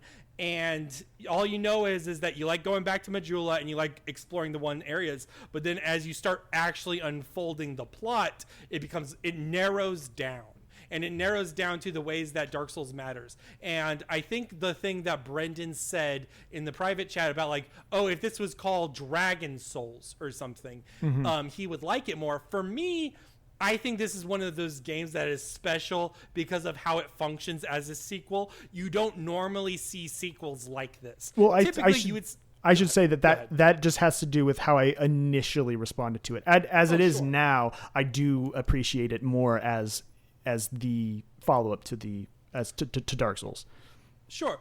And a really good example for me is also, let's talk about Majula also real quick. It's not only the fact that NPCs go there and call it home and it feels populated, but it's also the colors. They're very warm and inviting. And I love like the sunset. It's beautiful to look out into the ocean, but also with the context of Dark Souls 1, if you've played Dark Souls 1 and even engaged on a basic level with the lore, you would know what a setting sun means.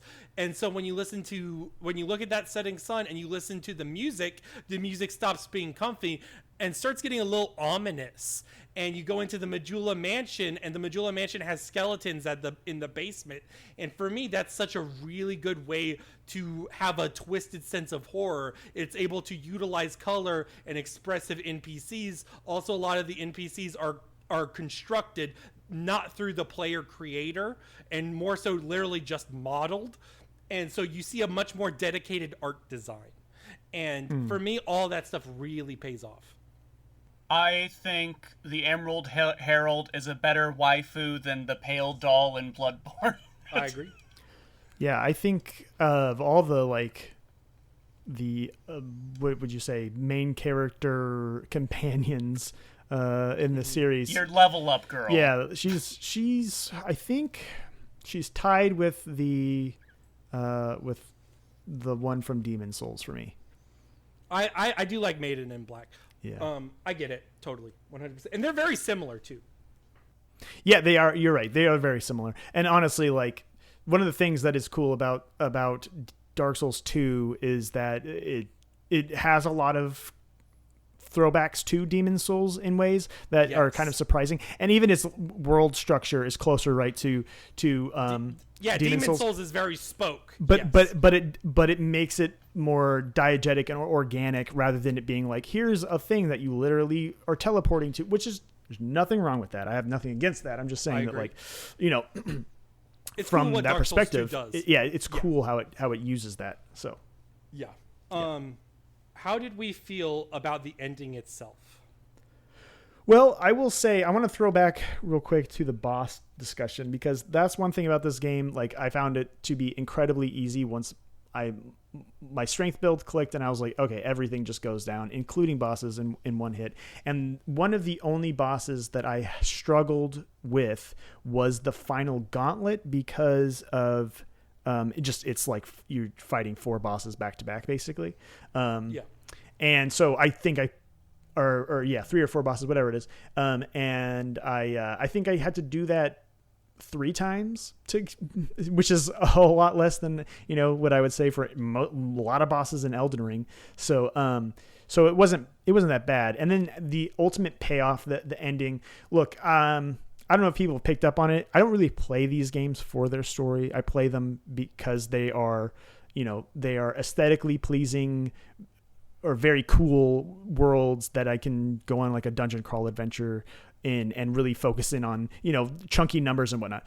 What I was going to say was, is that the way that it worked, like I felt a more thematic payoff in, especially with the Scholar of the First Sin, DLC. I felt more of a thematic payoff in that final boss battle.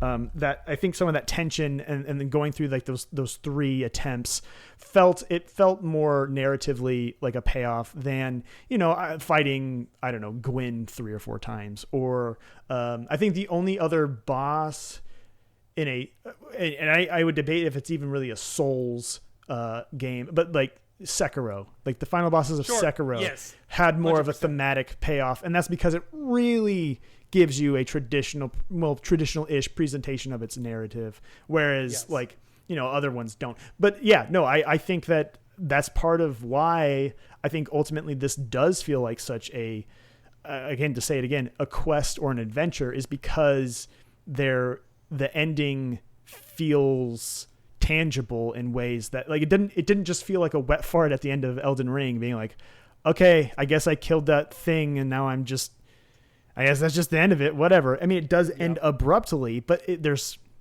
a reasoning behind some of that I think might, I don't want to say it made me change my opinion on Dark Souls' story like telling or whatever, because I think Dark Souls 2 in hindsight, now that I know, it really does do things differently, but it did make me appreciate this vision a lot.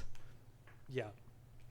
I think for me, playing Dark Souls 1 the first time, the nail in the coffin with my frustration with the game came from you cross the fog gate to go into the fight with Gwyn, and all that happens is he just runs at you and starts attacking, and there's just no build up and payoff, and I don't need like a 5-minute cutscene of Gwyn being like, oh, you're finally here, I sensed your power level, or what have you.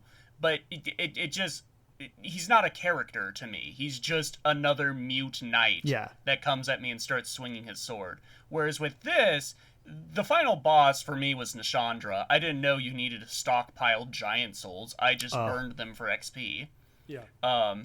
So, but she comes in and if you've been talking to the other NPCs and stuff, they're like, hey, Vendrick was a really cool king, but his wife was really sketchy. And you come back to Dranglake Castle through that one bonfire, and you glance into like the throne room where she sat off in the distance looking really creepy and like pale, and you look in there and she's gone. And you start going into the Throne of Want, and then she walks in and she's like this weird skeleton woman. Yeah, and she also does the like, this kingdom doesn't need 2 kings thing. Yeah, and it's like it's unsettling. Like for me, like one of the things I don't mean to keep going into the story, Brendan. I'll just say this. No, you're fine. It feels very Shakespearean. No, it feels very Macbeth. Yeah, and I love it. It's that was the queen being present throughout, especially in the last like quarter of that game. Especially when you get to Dranglake Castle, and she's present in a way, like you said, like Gwyn is not, and other enemies just are not. I think Elden Ring does a better job of it. Obviously, I think Bloodborne at times does an okay job of some of that. But I mean, going even a little bit before that, like the last half when you get the payoff with Vendrick and with the DLC, you have I always forget that the weird trash pile demon. What's its name? Aldia, right. And these characters, they aren't just like Elden Ring does, like, or I should say Dark Souls presents some of those kinds, like Frampt and other characters is almost in this like mythopoetic way. Whereas in this one, they do seem like characters. They seem like people. And I think that helps a lot. Even though I think people who, I'm not going to sit here and be like, if you don't like the way that Dark Souls told its story, you're going to love Dark Souls 2. I think there's more of a probability that you would, but it's still ultimately rooted in some of that kind of hands-off narrative. But yeah, no, I think that entire stretch from that tomb onward is such a good crescendo and good payoff for the whole thing that you've been doing. Mm-hmm. And I like that there's not really a sense of this is the nexus point of everything bad in the world and the universe. Right. This is just like the failure of this one kingdom. Right. Yeah. And you go through the giants' memories and you see the war with the giants and stuff like that. And the giant lord is the last giant that you encountered at the start of the game, and that's a cool bringing that full circle.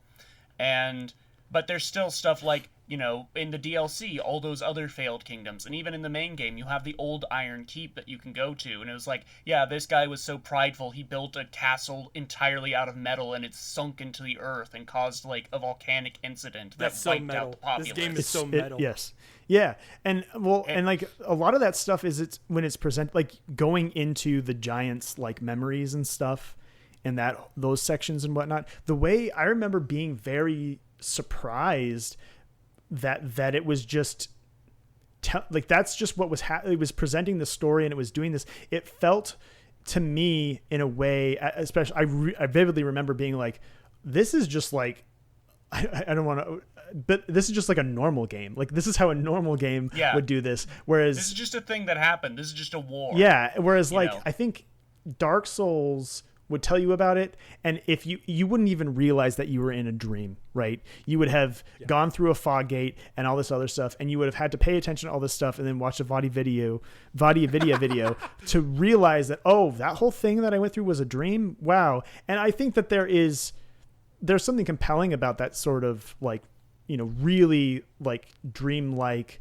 and completely hands-off style of storytelling. But anyway, I'm just kind of repeating myself again, but I think Dark Souls 2 is... I totally agree. I think it is able to, because of its at moments straightforward elements, it maintains the sparse storytelling of Dark Souls, but then it's when it needs to matter, we focus on these things because the player needs to know this for anything to matter. If it was all just vague text descriptions, no one would give a shit. If there was no real dialogue from Nishandra or people building her up, then there would be no point to the fight. The fight does kind of suck. It's like a C-list fight. But the build-up makes the storytelling work, and it is able to play both sides of a traditional game story and a Dark Souls story really well. Yeah, yeah. I mean, and that's something another thing to give it its flowers and paving the road to Elden Ring. I mean, also a lot of the story beats in this game, a lot of what you're doing and why you're doing it, aren't that dissimilar from what's happening in Elden Ring, the ending is literally the same. It's literally the same. And also you're fighting, a royal family that has been shattered, and, there's been manipulation and that sort of thing. And you're being guided by this woman in a hood who needs you to collect all this stuff. It's very much like the same thing. I used to joke that Elden Ring's endings, the flavor of them is that you could do NPC quest lines and do this is the age of dung eating or whatever. So in my head, the only fundamental difference is if Dark Souls 2 had endings where it's I sit on the throne of want, now is the age of ladders, Right. And to me, Dark Souls 2 is much more cynical, and I think Dark Souls as a trilogy is cynical in that when you sit on the throne, it doesn't fucking matter. Who gives a shit? And because it's all the same and it's going to happen again and your kingdom's going to fail. I was just going to say Elden Ring is a little bit more optimistic in terms of futures and gives credence to and payoffs to NPC quest lines and all that. I think it does succeed in storytelling beats, but on the same level, it's just a different theme in that sense. I think I agree with that, with having the context of Dark Souls 3.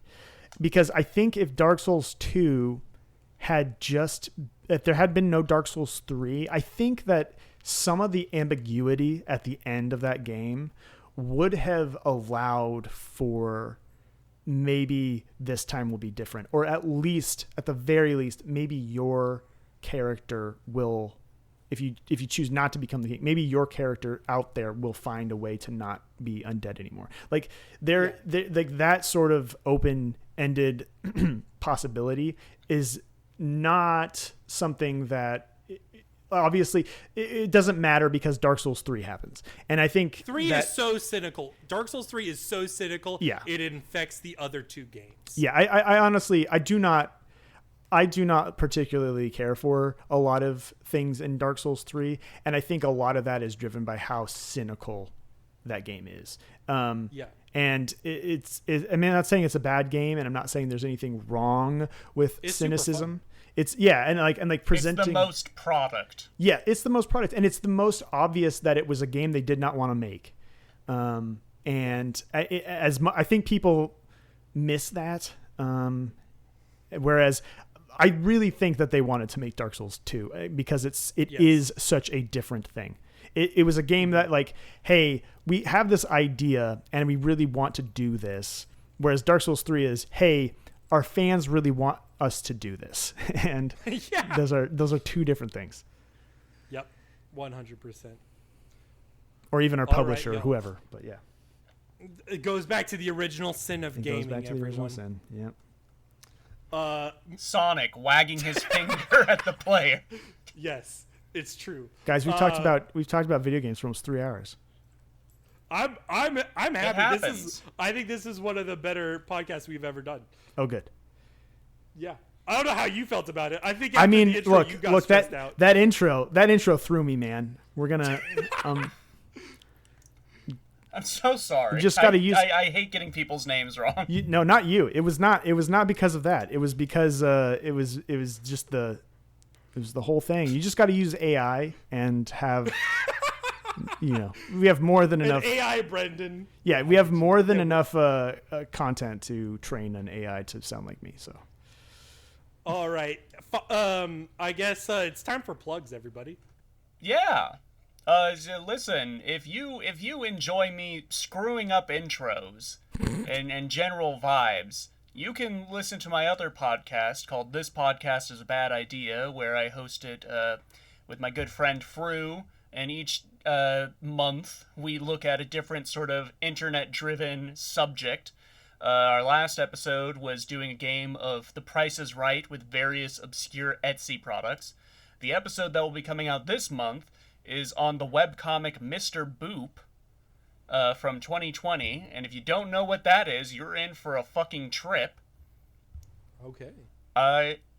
And you know what? I'm gonna plug it again. If you haven't subscribed to our YouTube channel, you really should, because some exclusive content goes up there. Bro does various indie game reviews. I've put out one video essay. I'm working on another. Oh snap! So look I don't forward even to know that. this.